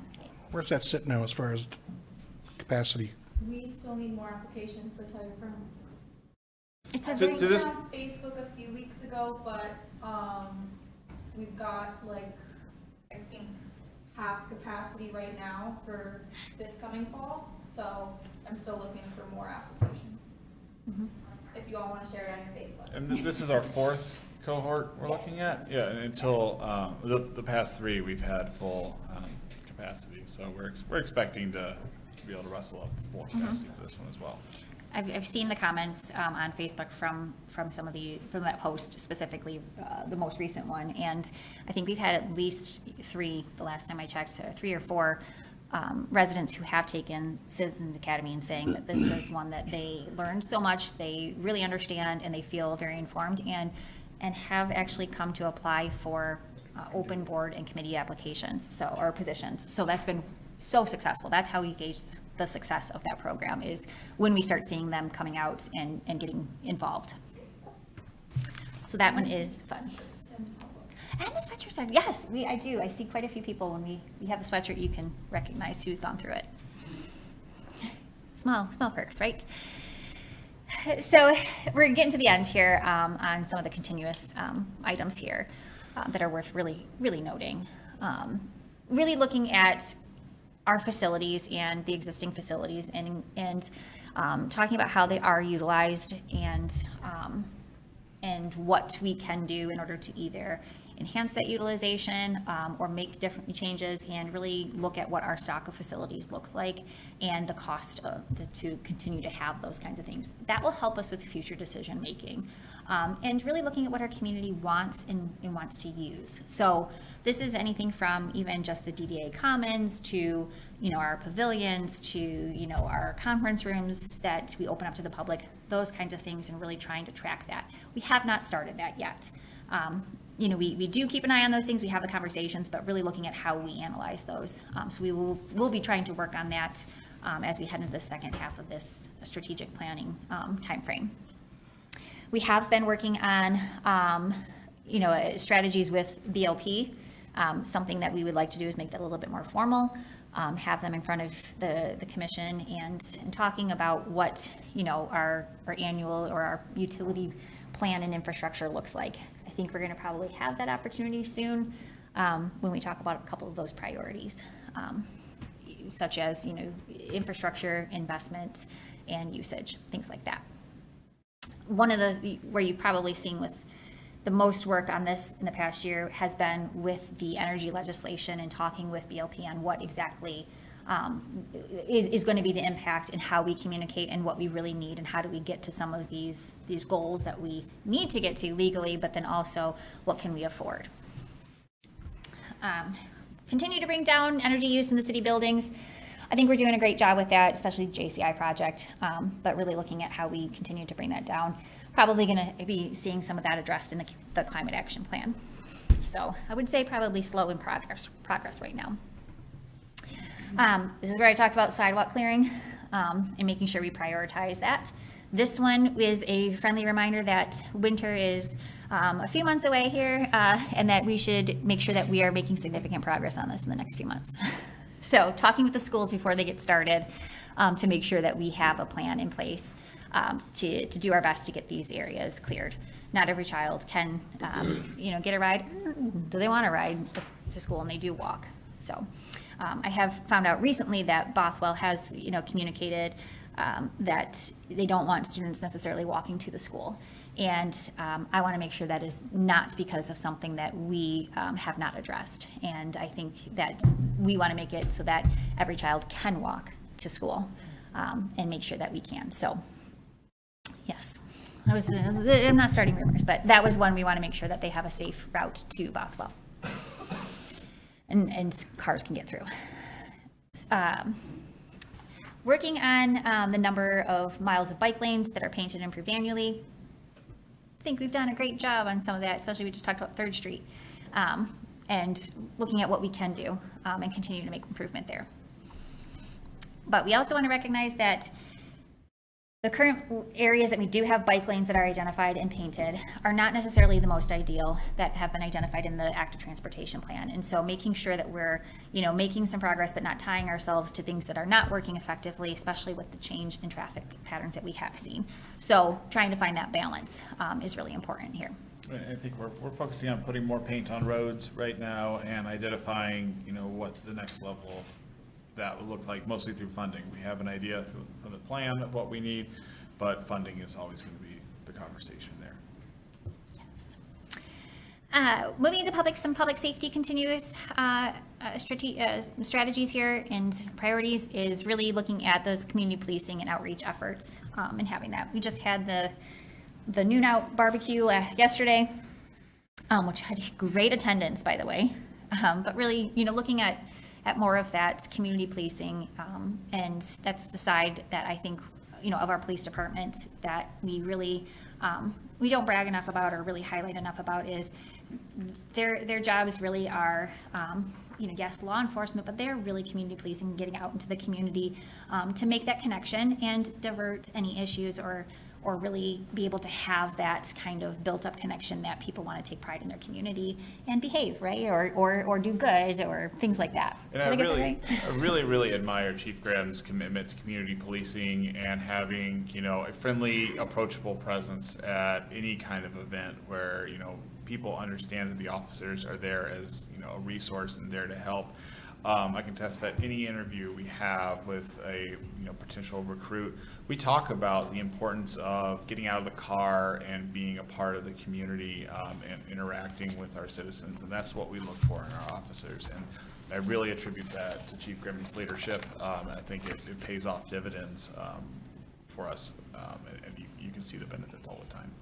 Definitely. And with that, we also would like to reduce turnover rate of employees in both the police and fire departments. So there have been, retirements and whatnot, but there also have been opportunities for our officers or firefighters to also go into another line of business or a different agency outside of Marquette. And our staffing for the fire department is very close to 100%, I want to say, right now. It is 100% right now. Our last round of interviews, I think we had 20 interview candidates for one position. It's very competitive to get in yes. to the department. Police is harder. The requirements for the academy proved to be a hurdle for us, just in terms of time and getting people to commit their lives there. And then everybody is looking for officers across the state. Anyone we don't hire, someone else probably is going to try and pick up. So that's a continuing question we're having. I think we're putting every effort forward to recruit the very best that we can. But we have not been able to maintain that 100% staffing, but we're working towards it. Yeah, and I certainly don't think it's for any fault of our, that we've created by any means. It's an industry-wide question. A very big struggle on that. But we do have, one of the best police departments that I've ever worked with. And I think that we offer some, great opportunities here. And it's the best, especially when we talk about even in the UP, there's so many opportunities for really finding something that you are interested in, whether it's waterfront or snow or something like that. We generally have something that relates to that. We're absolutely the gold standard throughout the state, in my opinion. Mm-hmm. So, and then, you kind of covered that with the increased number of applicants when open fire and police positions are posted. We had, I think over 20 applicants, as you said, and we had 11 that I believe we went through with interviews and testing. by the time that we, you know, kind of shuffled down the list a little bit. And that is finally a place that, you know, I'm grateful for that opportunity to see that, but we've gotten to a point where now we're having people that are interested and keeping, you know, an open list of who applied previously and hopefully having that opportunity reopen for them. And I am pleased to say that we are swearing in 3 officers next week. Next week, who just graduated the academy. We have more we're planning to send to the academy. We have been using Traverse City's academy as well. Just every opportunity we can. Mm-hmm. Great. Thanks with timing. So good. So before we close out with this, are there any questions or thoughts on the strategic plan that you would like to see? Anything else? You know, we've covered a lot. I know that was a lot of words, but this is really how we have looked at our fiscal year 26 ending and prioritizing our efforts and investments into fiscal year 27 and beyond. But these are kind of, I wouldn't say our marching orders, but this is where we decide on the budget part for that. Any questions on the strategic plan? Anything else I didn't? I would just say that this is something that we should see next to the Marquette Monthly out there, you know? Sure. Because it's so well done, and it really does identify who we are and where we're going and why we're going there. So, Great you know, suggestion. public access, it's a great way to toot your own horn. Great recommendation. Anything else on strategic plan? Great, fabulous. And this was a really fun exercise when we did create this. You know, there was a lot of input. We then hashed out and really kind of dove into some of the sticky notes and suggestions that were made last year and really tried to figure out what that meant. I'm sorry that we didn't really incorporate Boulder art into that, but I think that, you know, I think that there's some room for that, and I think that's just going to happen on its own. So, Boulder, whatever. So. I still keep thinking of the painted rocks in Northern's campus every time we say Boulder art. So where does it leave us now with our next steps? So we are going to, probably following this meeting here, reach out with some dates looking at our capital outlay tour. Previous, you know, versions of our capital outlay tour included a bus trip around town, visiting some of the areas that we've identified as capital projects needing some attention or some funding. Resources for, you know, funding a bus and having a bus available for us, which is a public resource. We don't necessarily want to put ourselves in that kind of predicament where we can't afford that or we don't have one available. So we are exploring on what that looks like. We've had a bike tour suggested.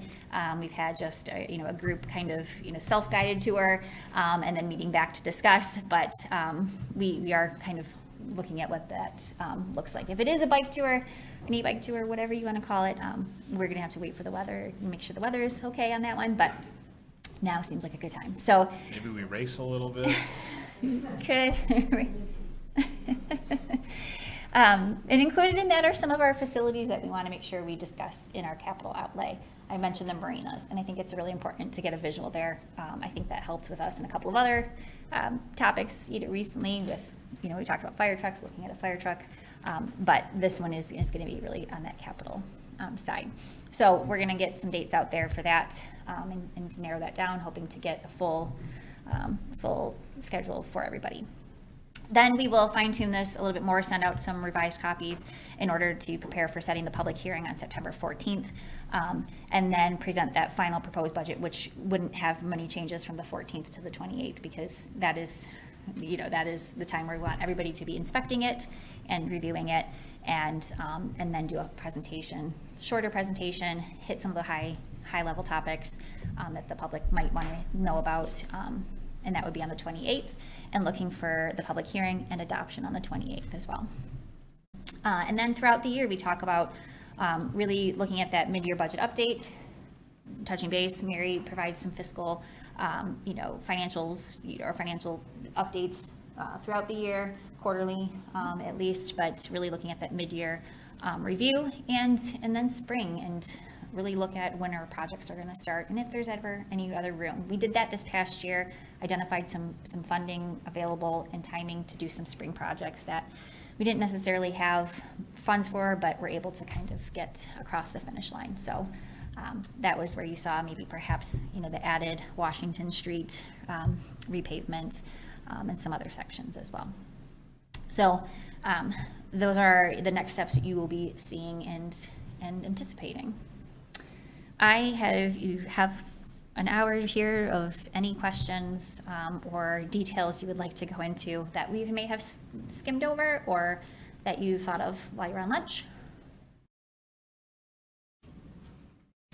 And if not, you're done early. Is there anything else, Mary, that I missed on that? It's a lot. How are you feeling about the format? Today's format? Yeah. Personally, I like it. I really appreciate the graphs and whatnot that you had earlier. That's a good way for me to share those really out. kind of wrap my head around what you've got. I can send those out as well. To stress us. I would probably like to see those physically next time. You got it. You got it. Anybody else? Commissioner Davis? Are we doing commissioner comments or are we just commenting? Well, we got other stuff to do ahead of that. Okay. but- I appreciated the review of the strategic plan. And I don't recall that being as detailed in previous years, but it's nice to see where we've made progress and what we're planning for the future. It really does drive the budget. So. Yeah, and I really agree with that. I mean, I think we took a different approach to strategic planning last year. And I think we keep this plan really present in what we do. So it's good to hear that feedback. Correct. Correct. Yeah. It's the worst thing a plan can do.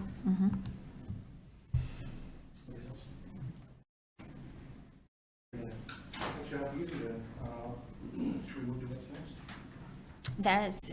Yep. Go ahead. You guys feel good? Okay, let's do our second public comment.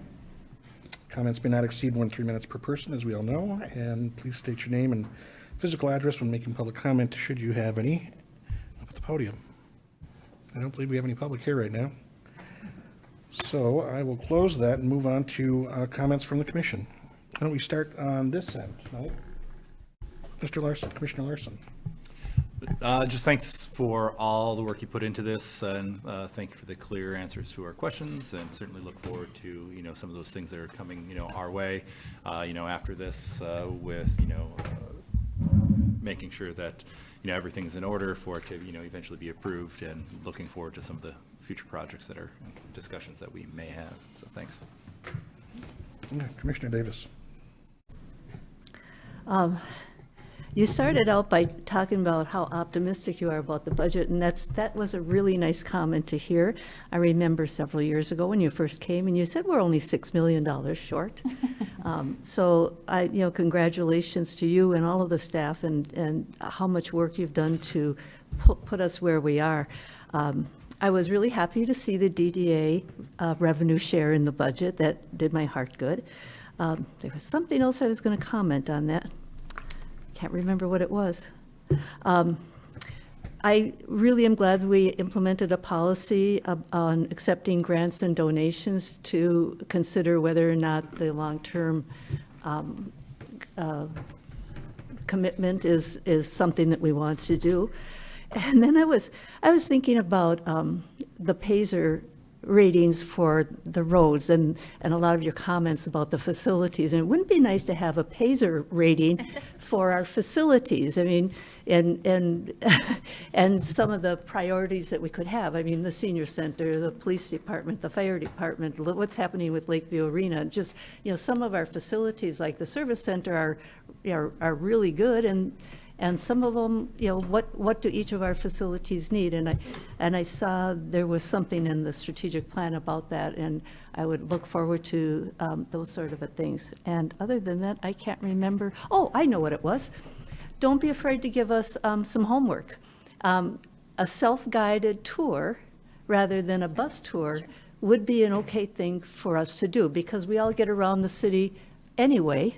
So if you tell us that you want us to look at these things, and this is why, or whatever it is, I think we could all handle that. Okay, cool. Whether it's a bike or a walk or a drive. Love it.